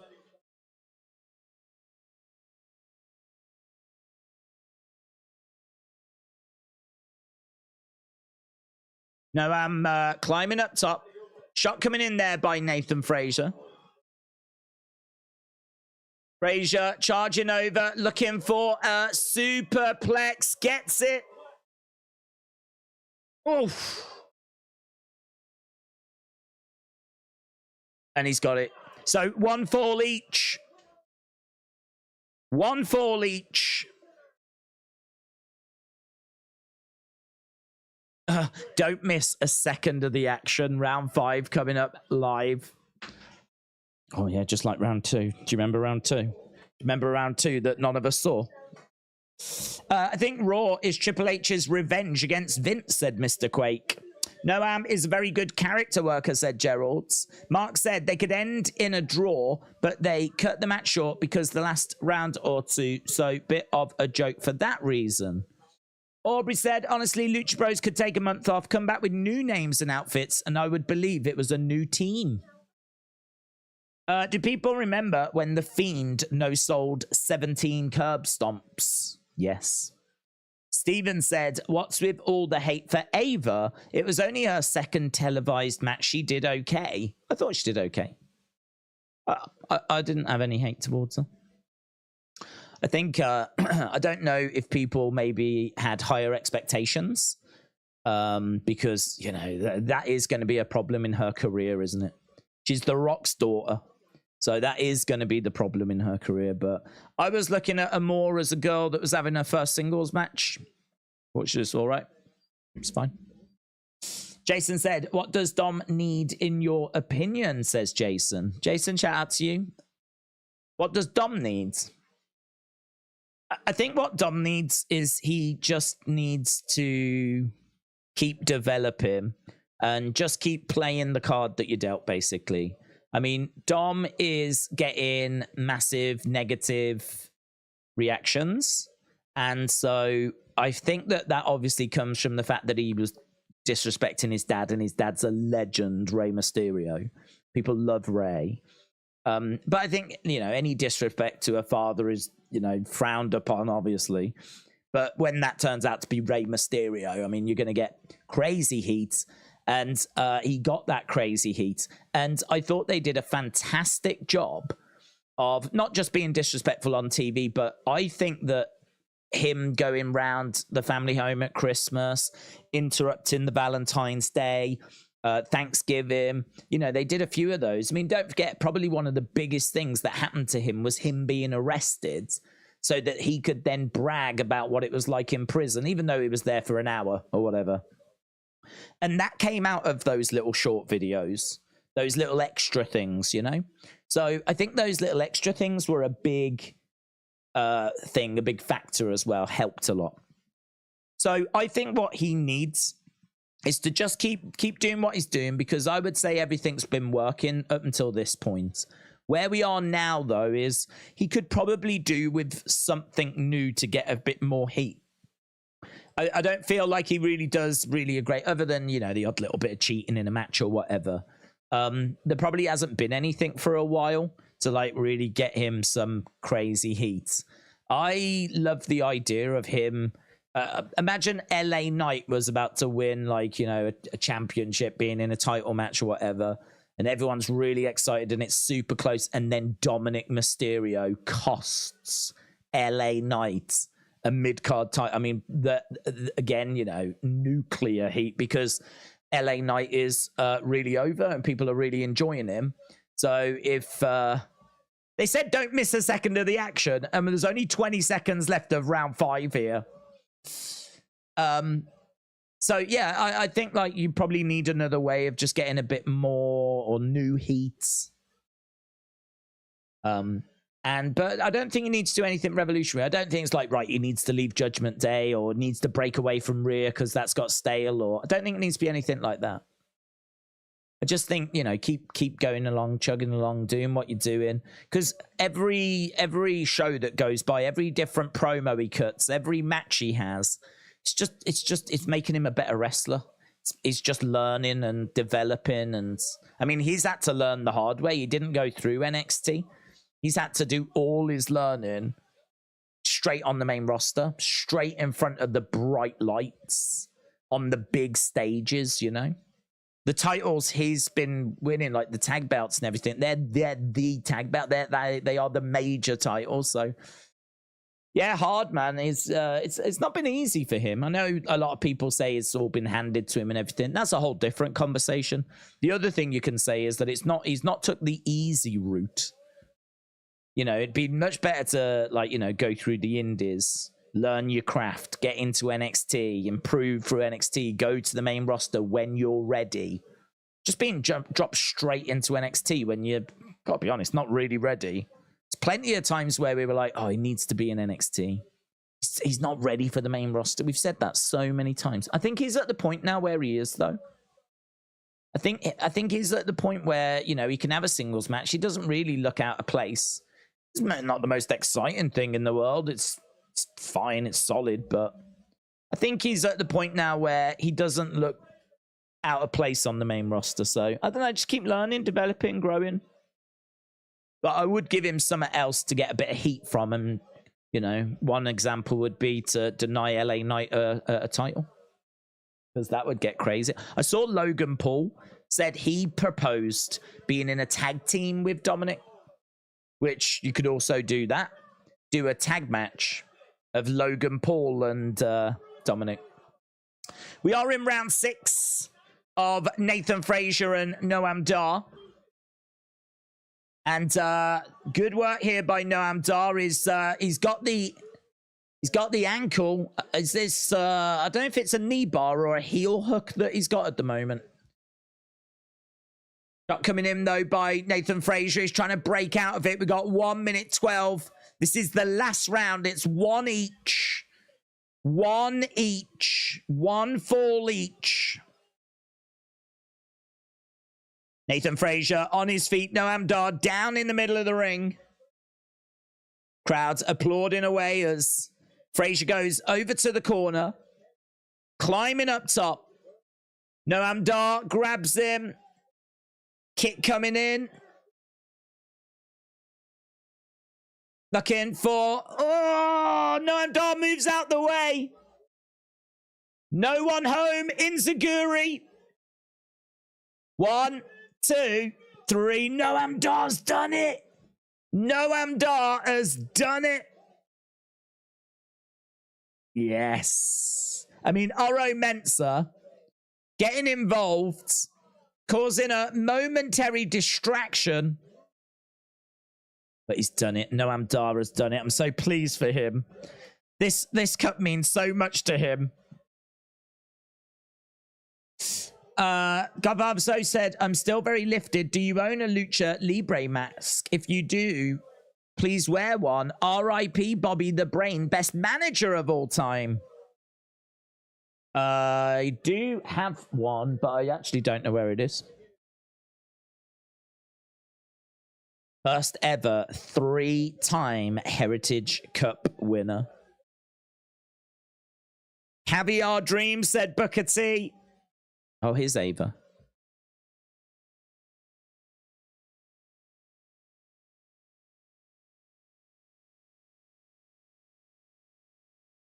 Thanks to the bravery of these followers, you failed.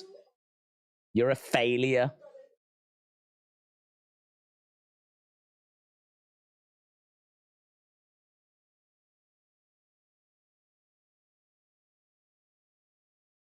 If you want to prove me wrong, you know where I am. It's by a tree. Cut, you know this tree.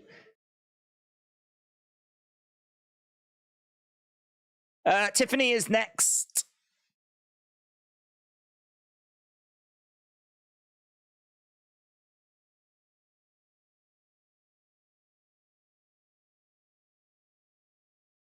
So she says, you're a failure. Diamond Miner a failure. You know where I am. Tiffany is coming out next.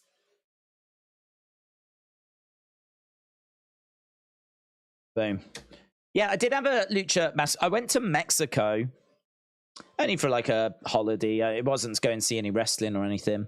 But obviously in Mexico, I mean, you've just got wrestling masks everywhere.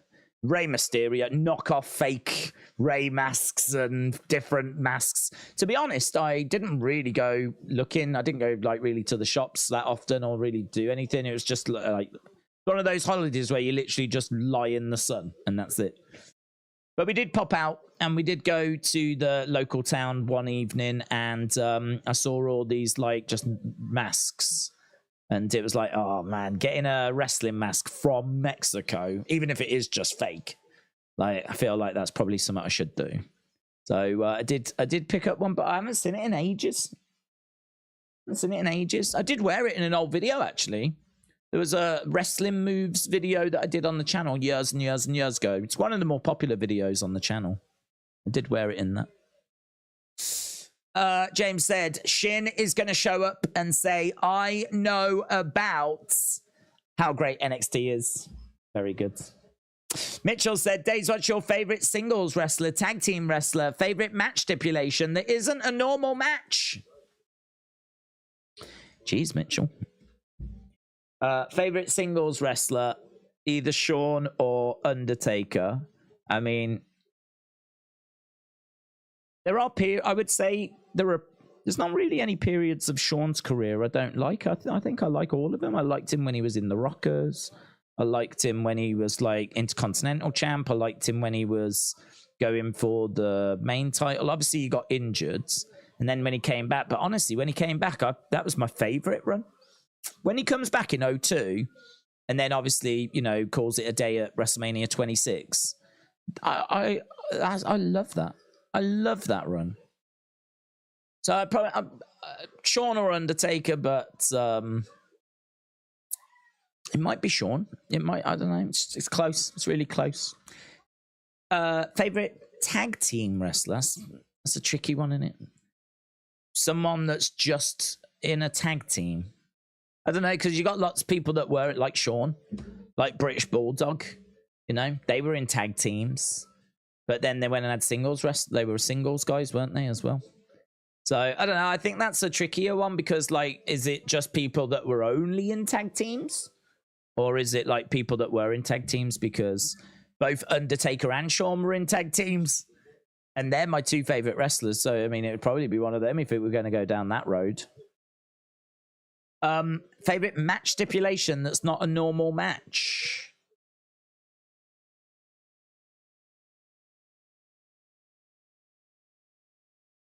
I don't know. I think they've all been done to death. I mean, when I was a kid, it was the steel cage match.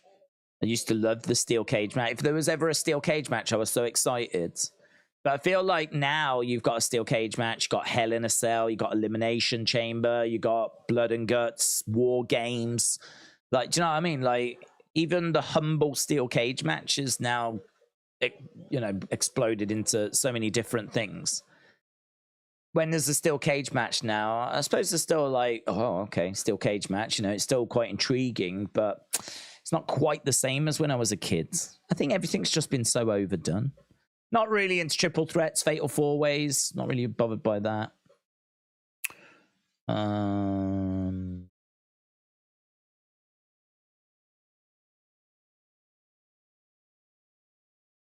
really into submission matches. I don't think I've really got one, to be honest. It's weird, isn't it? If there is a stipulation, I don't think there's one I ever really root for. I really hope it's going to be this. I don't think I ever really feel that way. Here's Tiffany. See what other people are saying. See if I get inspired. She's still not great live promos, is she? Jason said, I think Dom might need a match with a big star.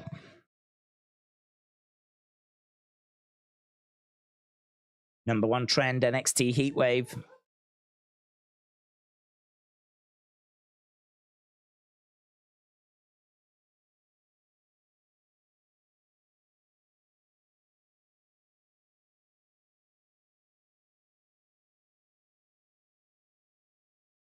I'm basically a perfect champion.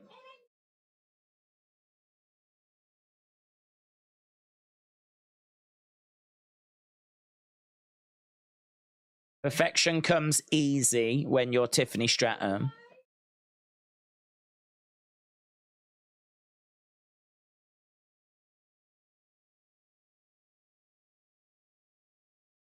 I don't quite know where this is going. She's not a good promo, man.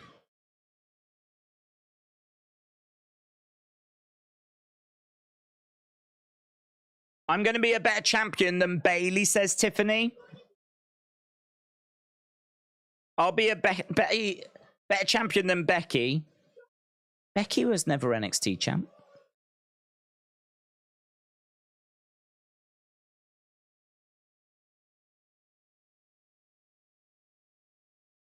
But now I'm going to remain at the tiffy top.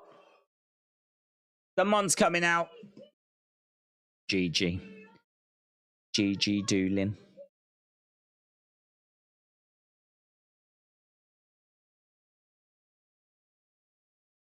Why don't you do us a favor and shut the hell up?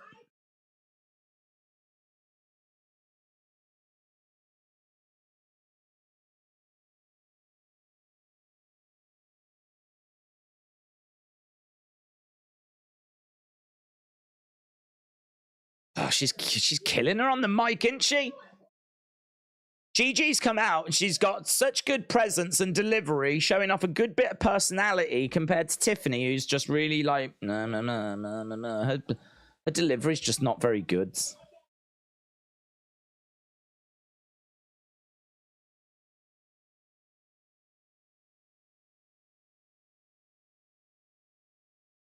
You don't deserve to stand here and call yourself a champion.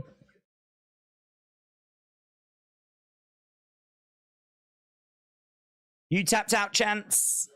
Oh, no, now someone else is coming out. Everyone's coming out. What's going on? Kiana James is coming out.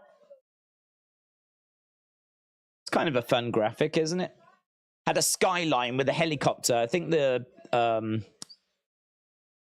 whatever the thing's called. It's going to say the Rotunda. What's that thing on the top of the helicopter? What's that called?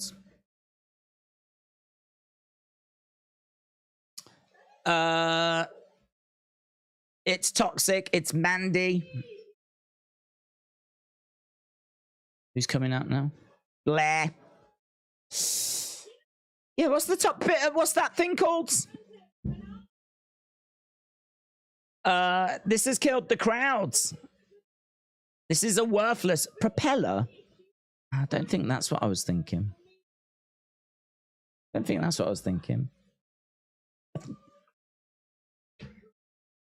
I'll Google it.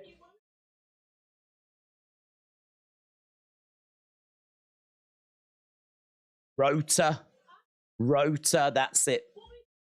Helicopter rotor. The blades of a helicopter are long, narrow, with a high aspect ratio.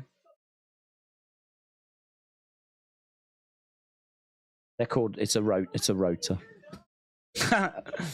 In my head momentarily, that it was called a rotunda.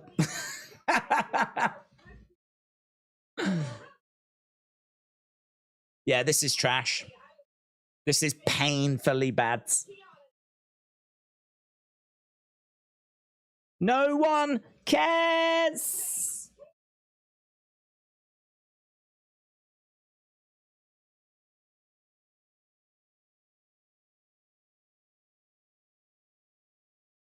Just do a fatal four-way, shut up.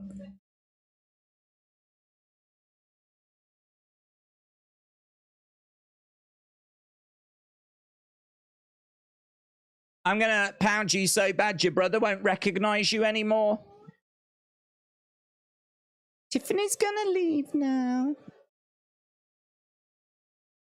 Is Roxanne the only one that got music? I don't know if she's the only one that got music or if the music was just really turned up loud, but I kind of woke everyone up. Roxanne's come out now. This is terrible. Oh my God, end this. End it. Just end it. Shot by Roxanne. Roxanne hits Tiffany.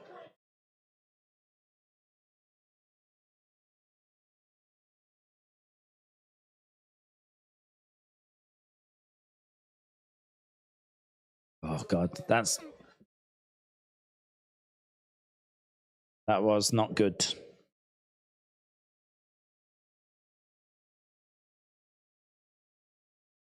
Okay, we got Drew, Damon Kemp.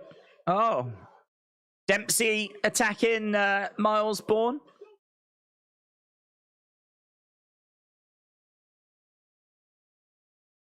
We don't get tired here. Oh. Right, here's Judgment Day. It's been an hour already, you know. It's been an hour already.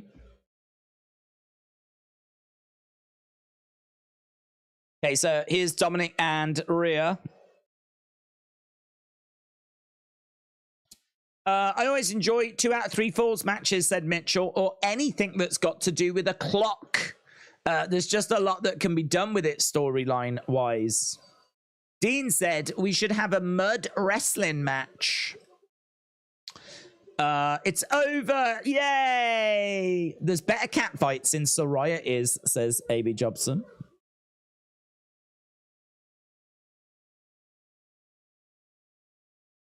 Dominik! Dirty Dom, man. Dirty Dom.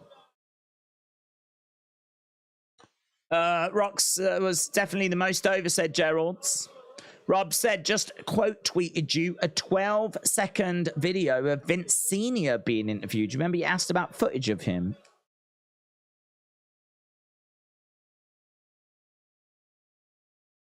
Ooh. In baseball or exhibition, and they go out there. I've never seen an interview with him. I will check that out. I will check it out. Appreciate it.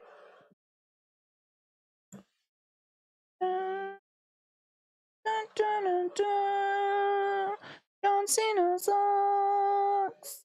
He's actually all right. I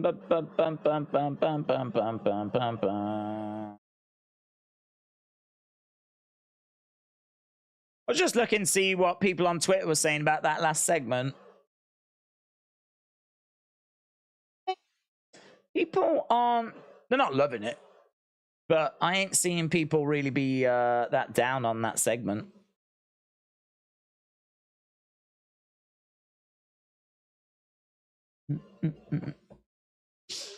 Oh, well. Did you hear what they were chanting in French to Trish last night? No. What were they chanting? Because Sean said, do you think Samoa Joe should have got a chance at the WWE Championship, especially with his rivalries between Brock and AJ? I mean, yeah. Did he get one though? He didn't. He main evented Great Balls of Fire against Brock. Was that for the title? Can't remember. Can't remember, to be honest. I think I don't quite know what happened with him in WWE, because during the lockdown he went on to commentary, didn't he? He went on to commentary. So I didn't understand that. I thought it was an injury, but then it came out that it wasn't. And actually in AEW he's wrestled fairly consistently. So, and then he went to NXT, and even in NXT it didn't seem like we were using him as a wrestler so much. He kind of came in as being a bit of a support for William Regal. I don't know. I don't know if they. I don't know if he had like some injuries that were niggling and they just didn't want to invest in him. You never quite know, you know, the reasons behind these things. I mean, he's a great wrestler. He's a fantastic wrestler. He looks really good. He looks really credible. So I mean, on all and you know, he's popular. So on all of those fronts, you go, yeah, of course. But I feel like there probably was more to it. You know, he probably had niggling injuries, and WWE just didn't feel comfortable and confident that if they pulled the trigger on him, if they actually did go with him as like a champion, perhaps they just didn't feel comfortable, confident that he would stay injury free long enough whereby they could, you know, get a good run out of him. So it could be something like that.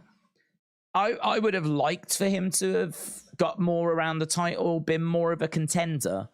But then, as I said, if it is something like that where there was just concerns that his body wasn't going to hold up, then I can sort of understand as to why we didn't do it. Where's LB? What was said? They were chanting, "We don't give a..." I'm not making it up. All right, no, I believe you. I believe you. Wrestler Andy said, who would you currently pick for the next face of WWE from NXT? I would say Sol Ruka from the women and Brom for the men. Yeah, I mean, I don't know if they would be next. I mean, Sol Ruka's out for a long time, isn't she? And she hasn't really been in NXT that long. But yeah, you want to talk about the ones that are actually on the roster now, then sure. Here's Ivy.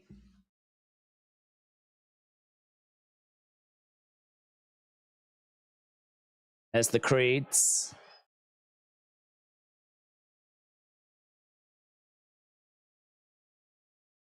Hey, Schism.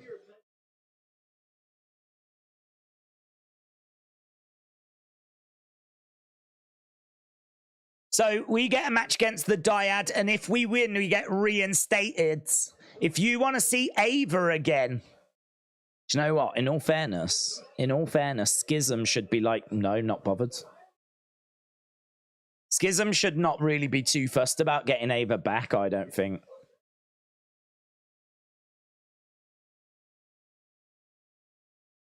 Chikara said, we're not back, we are better.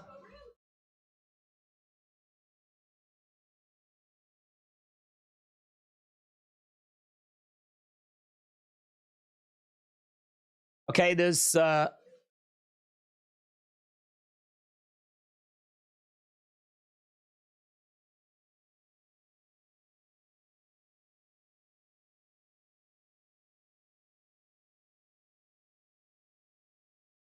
Noam Dar's just got something.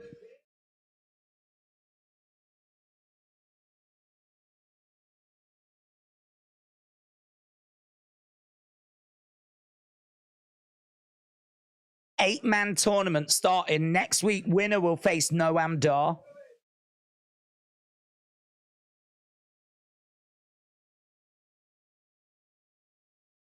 He says that means I don't have to defend this for 5 weeks. They're very excited about this news.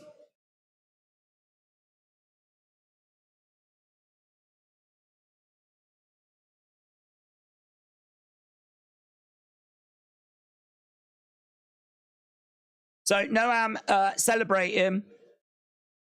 I don't know what he said. Heritage Cup squabble, was it, or something?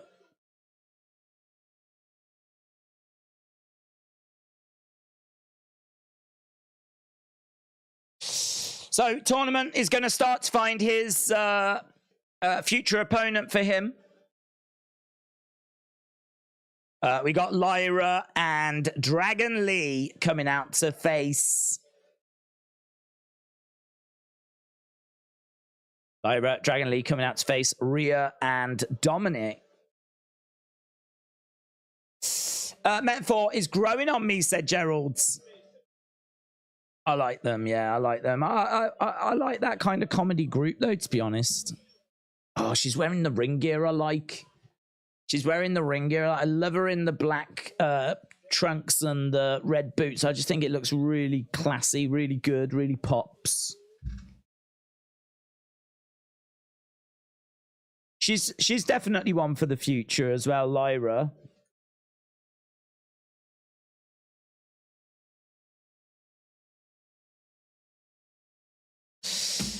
This show started off great, but it's really fallen off. I've got to say 6, and that's just for the Ilja match, says Mitchell.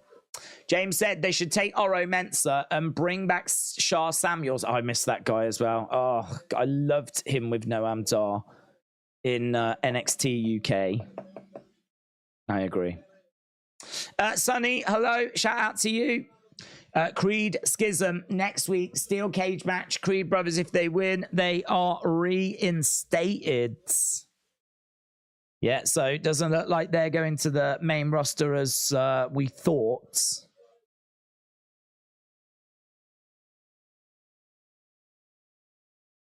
As I said, maybe Gacy should be like, you know, as much as we love Ava, our fallen sister will never be forgotten. She will be a martyr for what we will go on to achieve. And like, just make it very clear, we do love her, but it's a shame what's happened.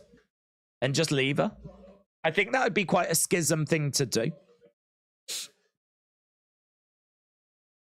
Dragon Lee in the corner then. Reversal as Dom goes over the other side. AB Jobson said Gigi versus Tiffany might be another NXT special match, which might be after No Mercy.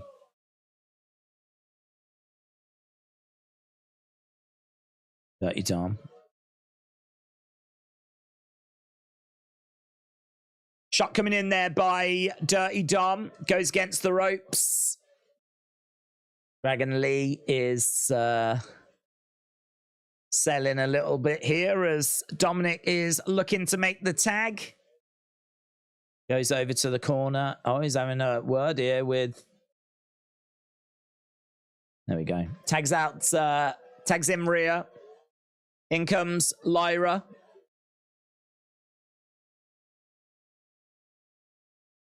Rhea Ripley in the middle of the ring. Lyra going over to her. I tried to give you advice. I mean, in fairness, she did actually.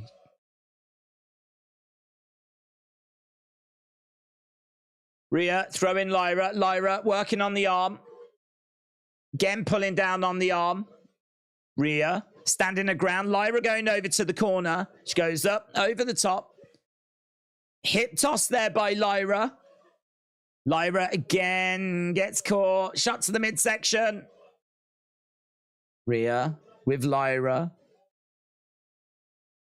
Lands on her feet. Against the ropes. Shoulder tackle. Down goes Lyra. Rhea saying a few words. Lovely kick there by Lyra, though, as she was laid down on the ground. Spin kick as well. Some of her kicks, some of her striking. Look at that. Roundhouse kick by Lyra, and Rhea's backed in the corner. Cool. Christopher, shout out to you. Justin said, I love to stay, but these meds are now kicking in. I will see you tomorrow. Justin, shout out to you, man. 1 Minute Wrestler, many congrats. Onwards and upwards. AB Jobs said, I bet WWE are unable to sign Roosh. Messed things up for Dragon Lee booking-wise.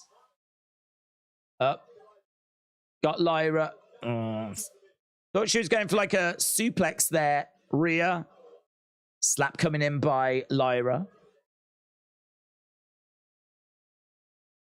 Strikes coming in by Lyra. Big overhand. Duck underneath as well. He's like open palm strikes. Kick to the midsection. Kick going. Grabs the leg. Rhea with Lyra looking to pick her up. Oh, just makes the tag. I think she just made the tag to Dominik. So Rhea goes out the ring. Dominik's in the ring, and I think he's telling Lyra, you gotta tag out. Dragon Lee comes in. Oh man, super kick.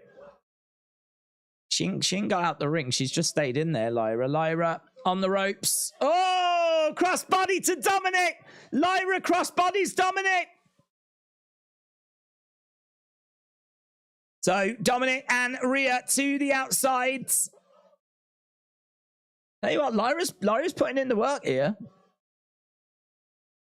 Through the ropes. Dragon Lee over the top of the rope. So drop kick through the ropes by Lyra. Dragon Lee went over the rope and landed onto Dominik. And we've gone to commercial break. I would do halftime scores, but we're well past it now. Right. We've had over 500 votes. Who's leaving NXT as champion? 70% say Carmelo Hayes. 30% say WES Lee. Who is leaving NXT as champion? Logan said Noam's finisher is my favorite in NXT. Oh, I just ended the poll and I didn't mean to. Ah. Damn it. Oh, well, we got a good sample size, didn't we? 70%. I don't think it would move that much. We had over 500 votes. So 70-30 in favor of Carmelo Hayes. Logan Murphy, shout out to you. Enjoys Noam's finisher. I'm really loving what Noam's doing at the moment. Mitchell said, I do enjoy Dragon Lee. Kashawn said, remember Stone Cold 316 celebration with no fans? Oh, God, that was painful. Because didn't he, like, say some stuff? And then we went over to the judges and they were, to the commentary team, and they held up signs scoring what he just said. I think he, like, said a joke, Stone Cold's. And then we cut to the commentators and they, like, held up a sign, like, scoring it out of 10. It was just weird. Weird. That whole thing was weird. I do remember Becky coming out after that. I mean, that's when Becky was like red hot. Obviously, WrestleMania 35, she had main evented. This is kind of, I think just before, maybe, yeah, I think it was just before WrestleMania 36. I feel like the Stone Colds, yeah, because wouldn't 316 Day be like the 16th of March? Where did he gone into Performance Center then? I would have said it was later than that. Maybe not. Yeah, maybe not. I do remember it being very early on in the Performance Center run, because we did Performance Center and then we went to Thunderdome, didn't we? Days. I only recently found out about Brock's New Japan run. It shocked me, said Standback TV. Mitchell said, what's your score to this point? I'll say 625. Maybe a little lower. Maybe a little lower. I agree. I think the Ilja match is really the only essential thing. I do like Noam winning the match. I really do like Metaphor, their little backstage bit, but that women's segment was pretty brutal. Ava and Ivy didn't really do much. I mean, it's kind of pushed that storyline along, I suppose. I don't think there's anything bad here. I've said this before. I don't think, like, this is why I'm never like 2 or 3, because, well, the women's segment was bad, but that is easily countered with Ilja and Trick, which was amazing. So, and then you've just got some really flat, average type segments. So for me, it all probably just shakes out to be about a 6. So, still got the NXT title match to come, of course. And we're still underway with Rhea and Dom against Lyra and Dragon Lee. You notice a superstar who will win the North American Championship. He will win the NXT Championship. Carmelo Hayes, Johnny Gargano next week. Wesley, then Dominik, says Manvinder. What I don't know what you mean. What do you mean, bud? Are we talking about people that have won both of those championships and we're saying what Wesley's going to do that and then Dominik will do that? Is that what you're saying? It's a fun prediction. Got a thing on screen as well. Up next, Von Wagner against Baron Corbin. Did no one see that Dragon Lee tapped on accident? No. Anna, hello, shout out to you. Headbutt coming in there by Lyra.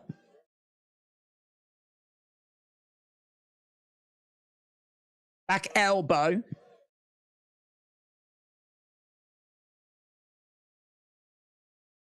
Lyra trying to get up to her feet.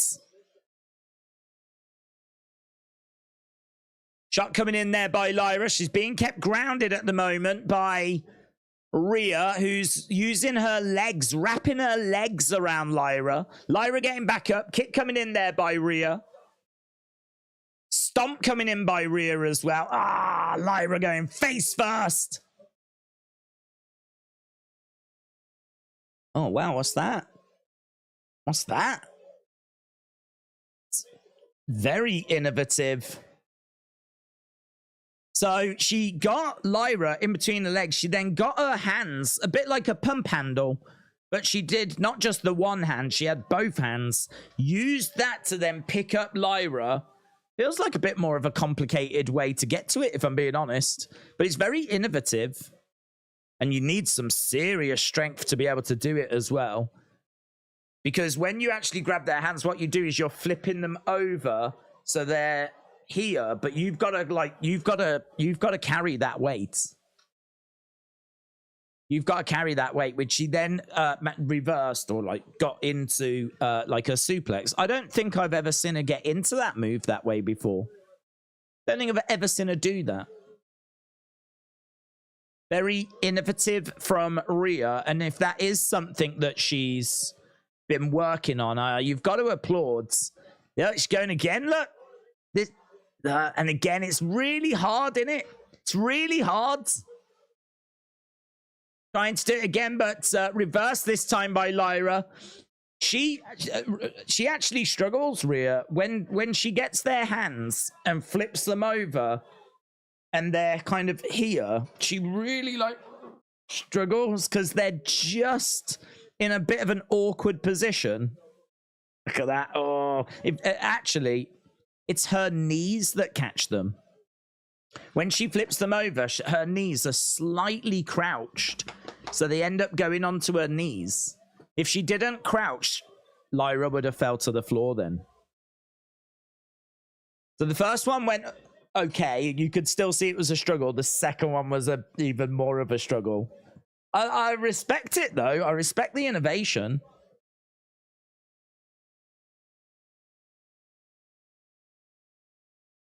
Dragon Lee is in. Looking for a dragon screw, which he gets on Dominik.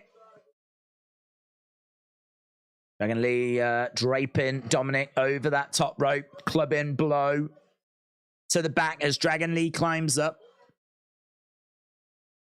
Looking for a stomp to Dominik. Dominik down to...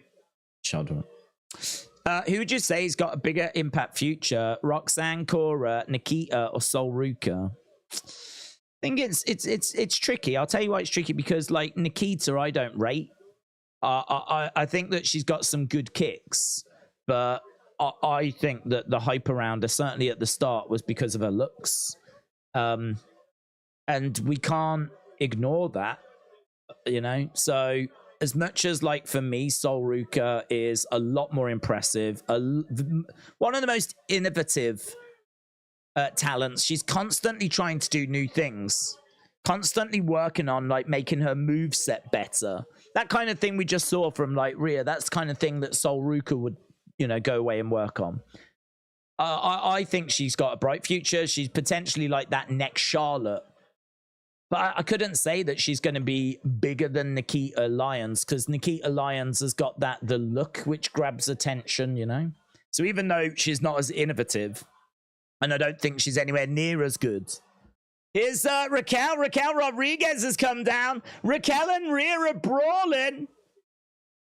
So Raquel has come down. We know that these two are going to square off at Payback, but certainly wasn't expecting her here on NXT. That's going to allow Dragon Lee to pin Dominik. Wow! It's a win for Lyra, Valkyria, and Dragon Lee. All thanks to the outside interference of Raquel Rodriguez. Man, and the crowd popped when she came out. Of course they did. Oh, Booker T's not happy. Booker T's not happy. Man, fair play. Fair play. Constant little moments and surprises. That's what you want from this show, you know? Heatwave. Heatwave. It's not just a normal episodes. There we go. Lyra and Dragon Lee celebrate him. Picked up that sweet, sweet dub.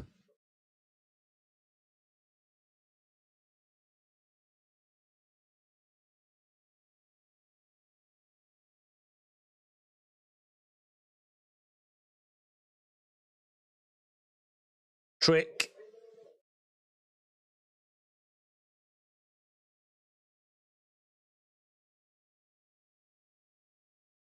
Seems like Carmelo and Trick just slightly drifting apart.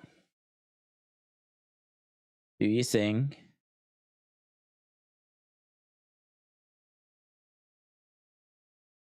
He nods. Okay, okay. I don't mind that.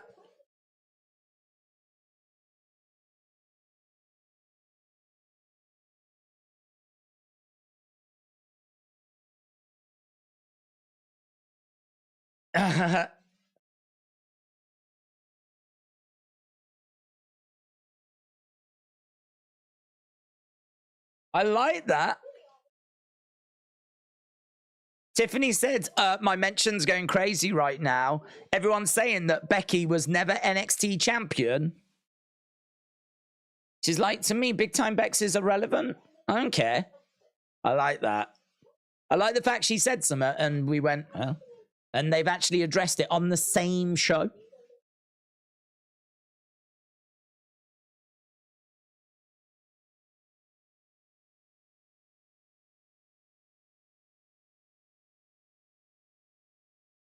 Becky could use that, couldn't she? You could easily use that. I would be totally fine with Becky coming down to NXT to win a title that evaded her at the time. To win a title she never got her hands on when she was actually in NXT.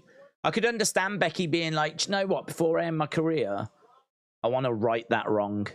I want to right that wrong. You could use that. You could use that. I'm not saying that they have. I'm not saying that this is where this is going. I'm just saying that you could now use it. And if they have done that, if they have planted it for that reason, that's clever, innit? That's clever, because as soon as she said it, we were like, Becky was never NXT champ. And then they've come back and now they've made a little thing of it. And I'll tell you, there's two segments there, two little clips there that I'm into. Trick and Carmelo just having a little moment. Just a little, it was nothing. Just a little moment where, like, Carmelo was like, you know, there was a bit of a mark against my name because of what happened with Ilja. And Trick was like, what, are you blaming me for that? He's like, no, I ain't blaming you for that. But I'm just saying, you know, I don't want anyone to say anything. It's just a little bit. That could go somewhere. And then that little Becky moment there. Lovely, lovely. Not enough to turn this show around from being a bit average to anything really more, but, you know, you take what you can get, don't you? Hey? You take what you can get.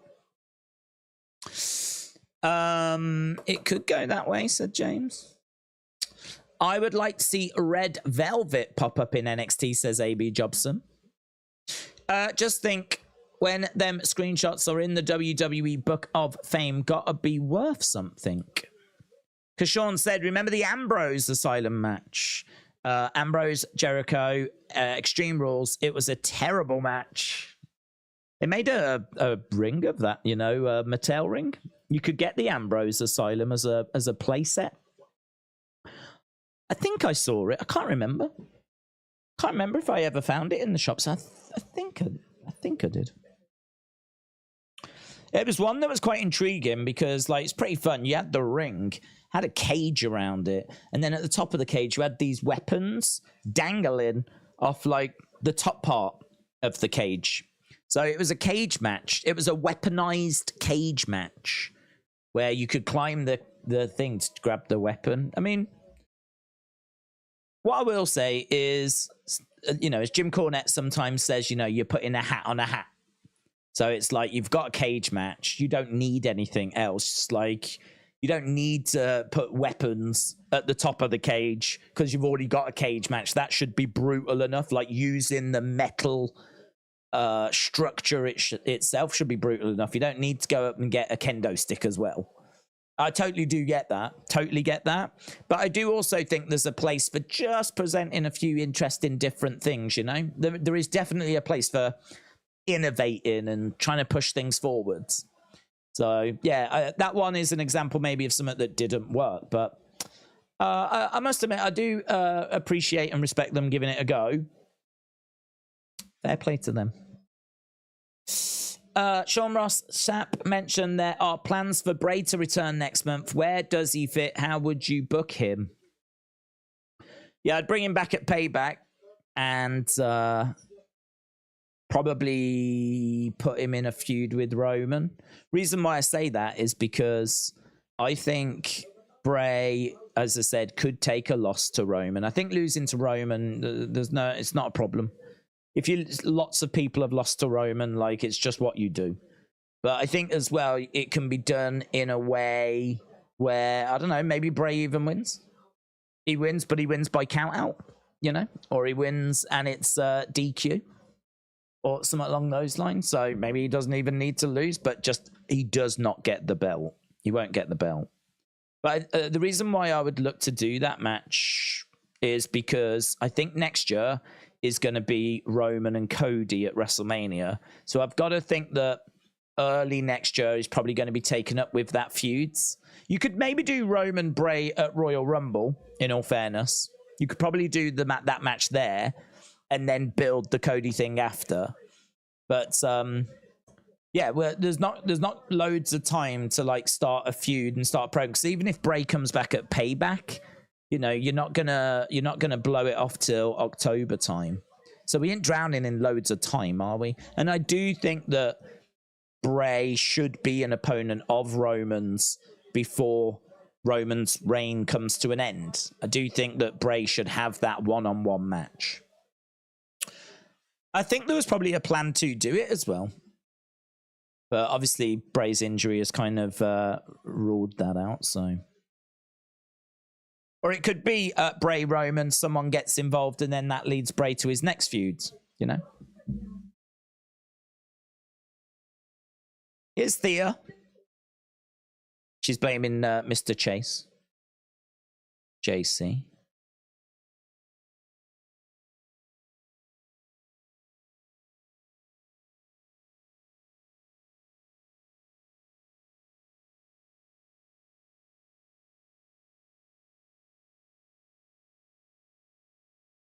We've all been let down by people around here. You'll get through it. People like us. We always get through it.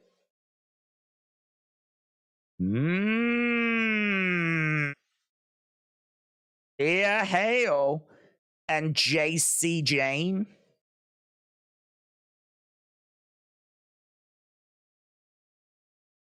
Right, Baron Corbin attacking Von Wagner. I think that's because we're running out of time pretty drastically. Into the ring steps goes Von. My God, look at his ring gear. Look at Baron's ring gear. He's been inspired by Bam Bam. I'm not sure about any of it. Why has he been inspired by Bam Bam Bigelow? It's got flames all up the side. A bit Eddie Guerrero as well, in it. I'm not sure about the arm thing. I'm not sure about the arm thing. It's got the word burn written on his arm. It's gonna, I'll divide opinion, that will. I mean, it's good to see him trying some new stuff. I think, yeah, not for me. There's too much going on. The word burn is written up the side of his ring gear. I don't mind the black and I don't mind the flames, but I think there's just like, there's a logo, which looks a bit like the Bam Bam Bigelow logo, actually, but I can't quite see it. It does feel quite Bam Bam, even the logo. These two are just brawling on the outside, by the way. Knee to the midsection. I don't know, I'm getting Bam Bam vibes. I'm getting Eddie Guerrero vibes. I'm not really getting Baron Corbin vibes.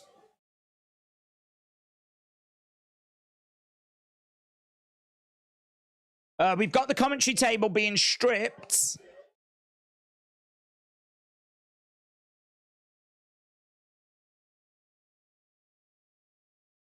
I think the logo is like Baron Corbin, B and a C, but the B is done in a Bam Bam Bigelow font.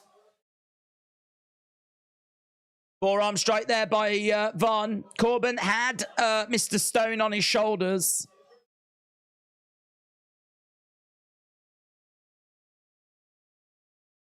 Okay, Baron is down. The commentary table is being stripped. Oh my God, who's that? Bron. Bron with a spear. Best spear. Is that in the business or the building? Best spear in the business.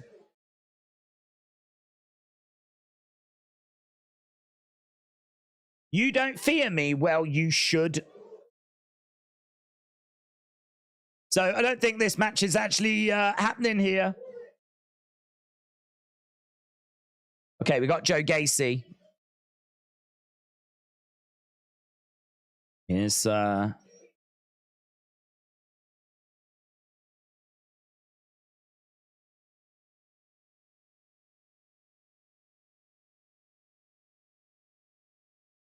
there's nothing Rip and Jagger won't do for their sister.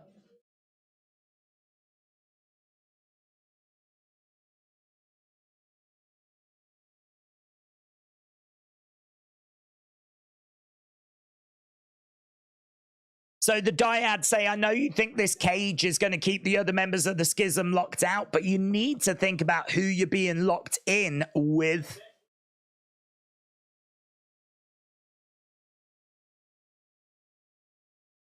Okay, Carmelo against WES, our main event. What I will say is this show has gone really quick. Really quick. Right. I visited University Park Mall in Indiana. Oh. You're in Hammond now. Carmen Live. I hope you had a good time. Can you get a screenshot of the Baron gear? Yeah, I've got one. Might be quicker to go on to Twitter. Bam, bam, bam, bam. Yeah. People saying the same, like it's a tribute. The B is the same.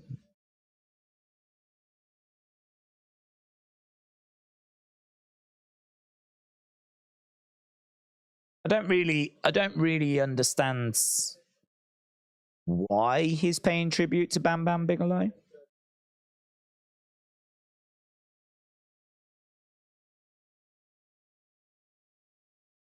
Bam, bam. Perhaps he's just really inspired by Bam Bam Bigelow. Don't know. Bronson Reed has paid tribute to Bam Bam before. That made sense. Perhaps he just likes him.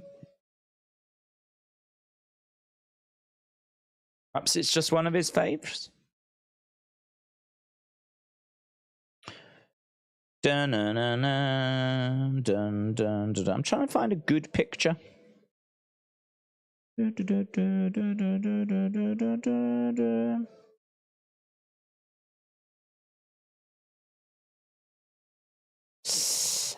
Braun, the next Lesnar, he needs a 200 streak. Becky has tweeted the Tiffany promo. Oh, has she? What she said?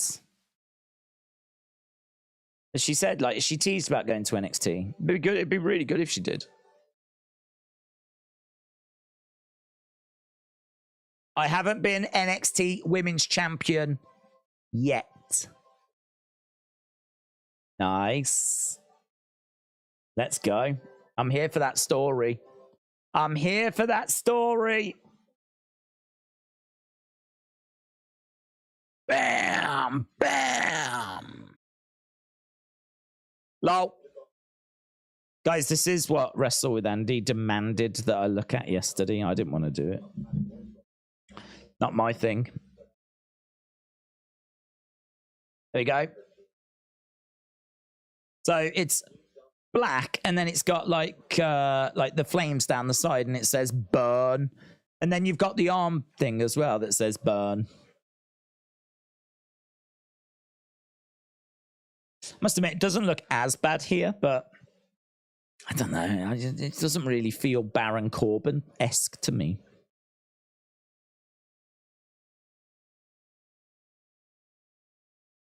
But he said in an interview he wants his head tattooed like Bam Bam Bigelow. Bam, bam. Since Aldis has been spotted backstage last night, I'm really hoping we get Cody versus Nick, says AB. You said you think it'll be Cody Roman at Mania. Does Cody win the Rumble again? No. I think that, no, I wouldn't have Cody win the Rumble again. I think I would have him win Elimination Chamber. The winner of the Rumble can go on to face Seth, can't they? And then maybe we have to do the winner of Elimination Chamber faces Roman. And a lot of people are going to say, oh, Cody's on Raw. How's he going to get into the Elimination Chamber? God, there's a million different ways, isn't there? You know, you can easily have Roman get involved in like a Cody match. And then like Cody wants revenge and he can plead with Adam Pearce. And Adam Pearce might say, look, you can be in, but you've got to win this match first to qualify. I'm not just going to let you in. And then, like, but you know, I mean, there'll be a million different stories that you can do it. So, no, I'd be surprised if they had him win the Rumble again. But, you know, we've seen people win Rumbles more than once. I don't know that we've ever seen anyone win a Rumble 2 years in a row, though. Like, back to back. It's got to be done at some point in it, I suppose. Someone's got to do it. Here's Dijak. Dijak responds to Eddie Thorpe.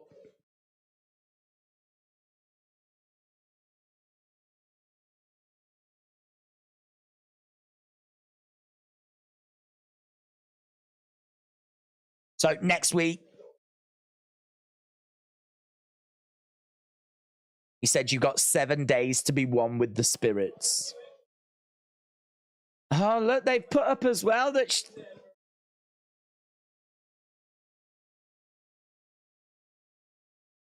it planned? Have they planned this? Because they're showing it on screen.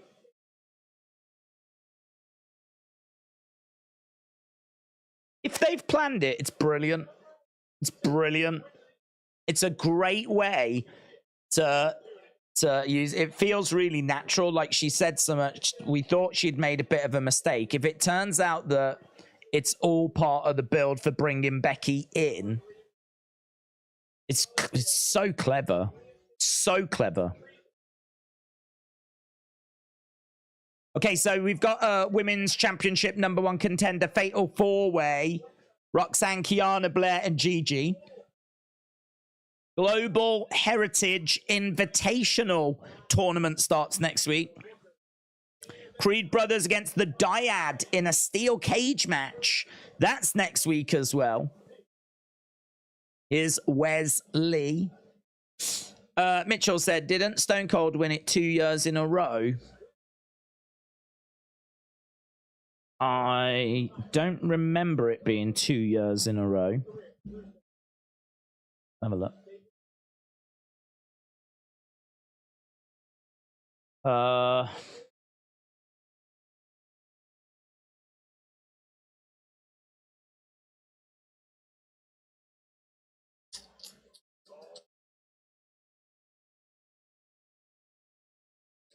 Yes, 97, 98, you're right. I forgot the 98 one.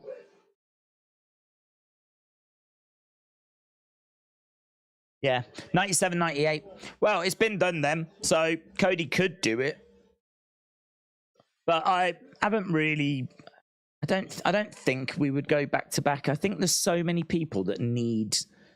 I feel like Roman's really starved us, you know, of having like new champions and things for people to achieve. That one of the things you can achieve at the moment is winning a Rumble. So I feel like there's so many people that need that I wouldn't go back to Cody, but could do.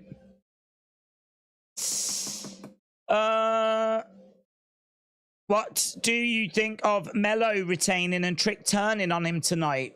I wouldn't have that happen tonight.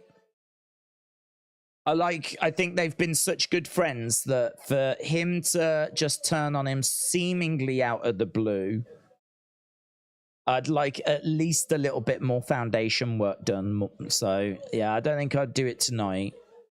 I could do it tonight. Who do you think will dethrone Gunther? Well, it seems like it could be Chad. Yeah, it seems like it could be Chad. Coach Co said that peeling aftermath are crucial reliefs. Jeremiah, shout out to you. AB said the stream subs are out of control. Ezra said, when do you think Dragunov goes to the main roster?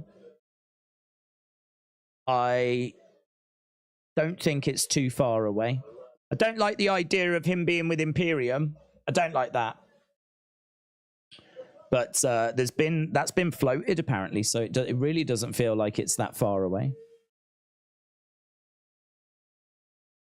Okay, we've got Carmelo and WES. Oh, I need to change this thing, don't I? Silly Billy.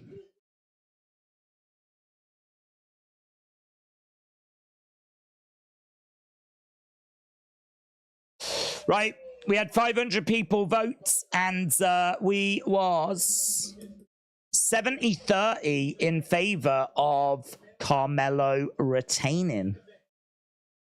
Fatal four-way, I called it, says AB.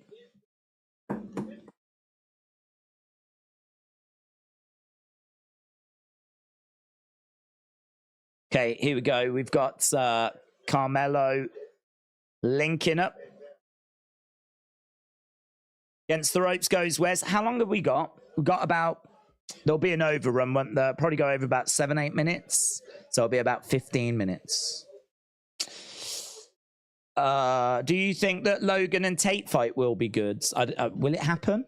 Didn't Logan say he wouldn't fight him? Maybe that's changed now, but I think hasn't Tate been like involved in, I don't know, some Romanian kidnapping or something, some sex trafficking or whatever. I think Logan, when he made his comments, that was before any of that, so I've got to think it's even less likely now.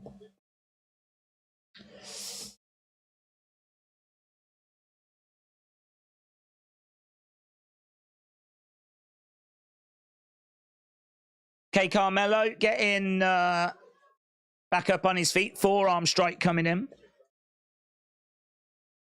Von versus Corbin match could be fun, said John, even though neither guy is the second coming of Andre the Giant or The Undertaker. Both guys kipping up. Shot coming in there by Wes. Spanish Fly. Picture in picture. Commercial break coming up. Doesn't feel like we're on the verge of a new champion. I know, like, that's a weird thing to say, but crowd are a little quiet. I don't know. It's like, I know this thing's got to get going and like builds up, and I'm sure the crowd will get into it. But at the moment, it just doesn't feel like we're on the verge of a new champ. So I think that Carmelo retains as well. Big John Fury has flipped a table and tried to get KSI, says Mark. Do you like Tears for Fears, says Marcus. Some of their tracks. Not really into them as an act. I haven't got like their albums or anything, but you know, they had a few hit singles, which I don't mind. Wasn't they Mad World? Did they do the original Mad World?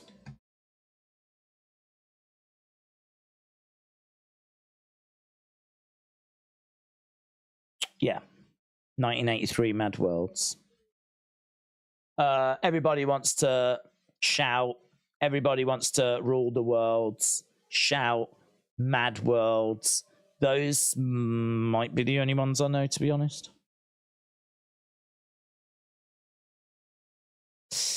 What was a WWE storyline that made you cry emotionally?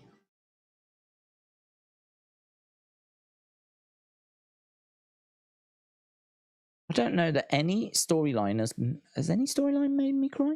I mean, the moments when I felt like emotional have been when there's been real tragedy in the sense of, you know, like Owen Hart, Benoit, like, you know, these are things that have happened in wrestling that were like Roman. It looked like, don't forget Roman, looked like he was done. You know, he came out and announced that he had leukemia and he's with like that's when Moxley was there, wasn't it?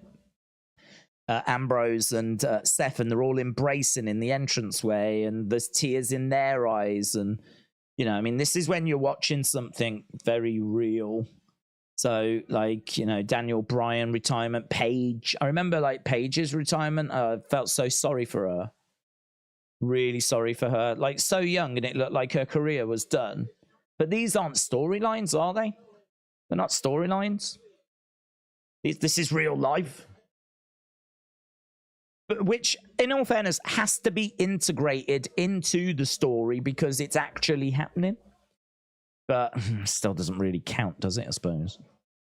But I can't think off the top of my head of anything like happening that's made me emotional. I've been really invested in Sammy. Like, go on, Sammy, do it. Go win that title. But not to the point where I was crying. Do you know what I mean? I'm like Big John Fury, man. Ain't crying. Tipping over tables. That's what I'm doing. Fade away by Carmelo. Sammy leaving the bloodline, said Zoom Station. Dream match for me would be Miko Satomura against Asuka. Oh, yeah, I haven't seen Miko in forever. It's time for Cora Jade, Gigi, JC, Miko, and Roxanne to go to the main roster. Okay, Carmelo getting up to his feet. Going over to WES. Shot coming in by Carmelo. Zoom Station said, sowing the seeds of love. Oh, was that them as well, was it? I know that one. Owen and Eddie add me my tears flowing, says LB. Shots being exchanged. It's still hot in Ontario, said Sunny. Hit coming in there by Carmelo. Chopped by Carmelo as well. These two exchanging a few blows as Wes goes back against the ropes. Carmelo over the top, lands on his feet. Clothesline, down goes Wes. Inverted atomic drop by Carmelo. Wes goes into the corner. Big splash by Carmelo. Kick coming in as well. Down he goes. 1, 2. Oh, shoulder up. Shoulder up. Referee just having a word there with Wes, I think, just to check that he's all right. It was a nice little sequence. Got the crowds a bit more invested. So at the moment, to be honest, the crowd are a bit like, not really massively into it. There was tears when Roxanne blocked Cora's number. Yes. Very good. Very good. It is one of the most devastating things I've ever seen, in all fairness. I cried when the Godfather stopped bringing out the hose, said Charles. Flipping the table. Did he forget he wasn't on WWE? It was very WWE, Big John. I think KSI said that he hated Saudi. I think that's what it was. 1, 2. Oof. What are your thoughts on Michael Cole's heel run, says Kashawn. Not a fan. There was one moment, though, that I think is really, really good, but it's good in a, not a bad way, but there's a match between The Miz and Jerry Lawler for the WWE title. I believe it was a ladder match, and it was brilliant. I mean, it's in my opinion, a little lost classic. It's a little lost classic. It's when The Miz is champion and he defends against Jerry Lawler. I have not seen the match since, to be honest. And I remember watching it and like proper screaming, shouting at the TV, like, go on, Jerry. Because the thing is, Jerry Lawler's like one of the greatest wrestlers of all time. Absolute legend. I mean, just one of the biggest names. Like, obviously he's known in WWE for his commentary, but I mean, he's the king of wrestling, isn't he? And we all know about him and Andy Kaufman and blah, blah, blah. And he's never been WWE champion. And, you know, that opportunity had seemingly gone a long time ago. But the thing is, with Miz as champion, you had someone that was beatable. Miz was a beatable champion. And someone with the experience of Jerry Lawler stepping in the ring and taking on The Miz kind of felt like there was a chance. There was a chance. So, shoulder up by WES. And so they have this really great match, and it's a ladder match. And what's the great thing about the ladder match is it's first one to get the belt in it. So it's not about who, if he can pin him or if he can submit him. It's just, can he keep him down so that he can get the belt? So again, you know, even if you lose that type of a match, it's still like, well, you didn't really beat me. So I thought the booking was really clever. And cut a long story short, Michael Cole looks like Jerry Lawler is about to win the WWE title. He's so close, and Michael Cole interferes, distracts. Oh, wow! That's amazing! That is amazing! Wow! Damn! So Wesley over by the commentary table. The commentators are in shock. Carmelo jumps off the rope, goes backwards, and kind of goes into like a DDT type move. Drives Wesley through the commentary table. It is a sick looking spot.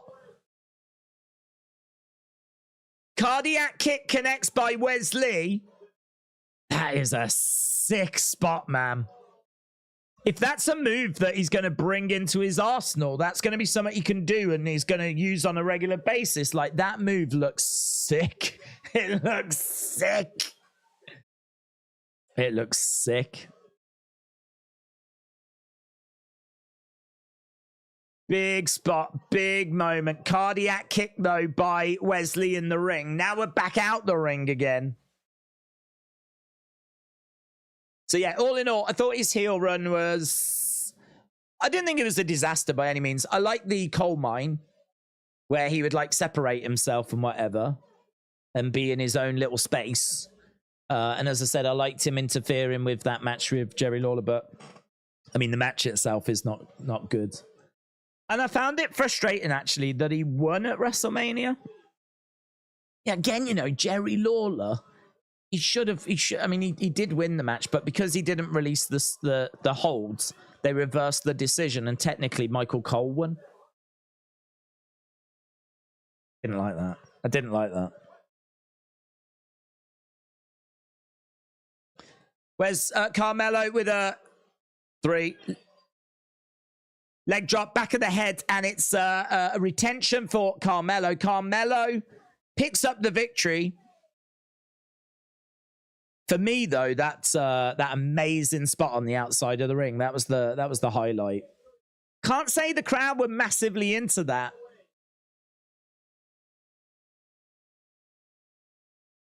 Really good episode, though, in regards to... I think they booked it right. I think the matches looked good beforehand. I think there was some good action in there. Main event, some good moments in there. First match for me is still the best match of the night. I do think, though, that unfortunately a few performances kind of underwhelmed. There was a few moments here that, you know, let's say not everyone was able to bring their A game tonight. But considering this is just a normal episode of NXT, all right, it's Heatwave, but you know, it's not a pay-per-view. This ain't Saturday.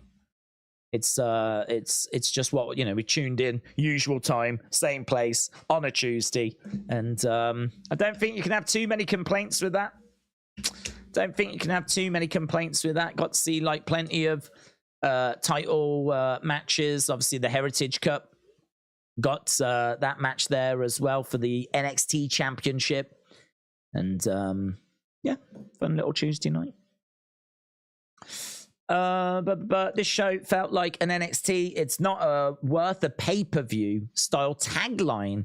Only 2 matches were worth anything. Main event and Ilja over Trick, but Lyra, Rhea was entertaining at least. Final score, 6 out of 10. 6.5 says A.B. Jobson.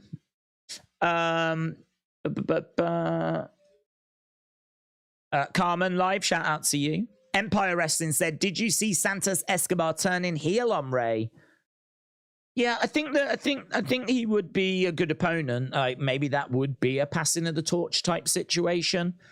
Maybe we do need like the LWO to get a bit of an edge. I don't know. It's tricky, isn't it? Because like Dominik turned on Ray. And in wrestling, everyone's going to turn on you eventually. But I don't know. Did we do enough with the LWO before we split them and turn them and whatever? I don't know. Like, Escobar doesn't have to turn on Ray. He's been very respectful of Ray.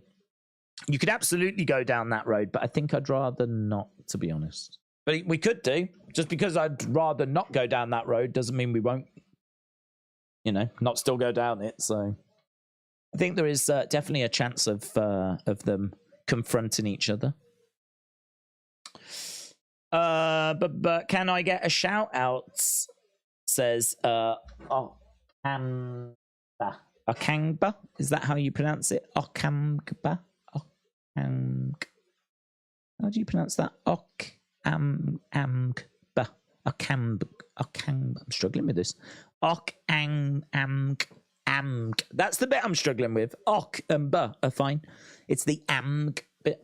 Okang. I can't say okang. Okang ba. Okang ba. That's hard for me to say. I saw a clip of there's a guy, he's called Limmy, I think, and they said that Scottish people struggle to say purple burglar alarm. They struggle to say purple burglar alarm. I don't know why, but he was going purple burglar alarm, and he couldn't do it. It was like purple burglar, purple. He was really struggling. It was a funny clip, actually. You've probably seen it. But yeah, I was struggling with that one there. Okangba. Shout out to you, my friends. I appreciate the support.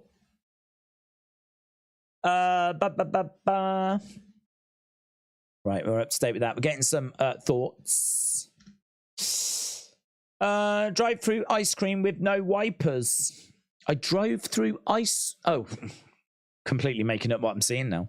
I thought you said I drove through ice cream, but you drove through an ice storm. Ice cream's better. Greg with a 7, Soli with an 8. Mitchell said 625. What about you? Yeah, happy about that, yeah. Trey Gaming with a 6. Solely with an 8. Who won? It was Carmelo. William said, we need Edward to send in a video trying to say it. Yeah. We've got vibes of 04 Autumn. Right, I think we're done. I'm going to run away and start working on the video, the breakdown and everything. So we are back again tomorrow. Don't forget, tomorrow is the go home for AEW All In. So we've got that tomorrow. And should be hopefully fun. I mean, go homes traditionally aren't. But, man, it's a big show, innit? You're going to bring everything out for that Dynamite to try and get those last-minute sales. Anyone that's on the, shall I watch it, shall I not watch it? I want to try and convince them. So hopefully that's going to translate to a good show as we continue to work our way towards the weekend and AEW All in London. So I will see you tomorrow for that. Have a good night wherever you are, and appreciate you guys joining us as always. Bye for now.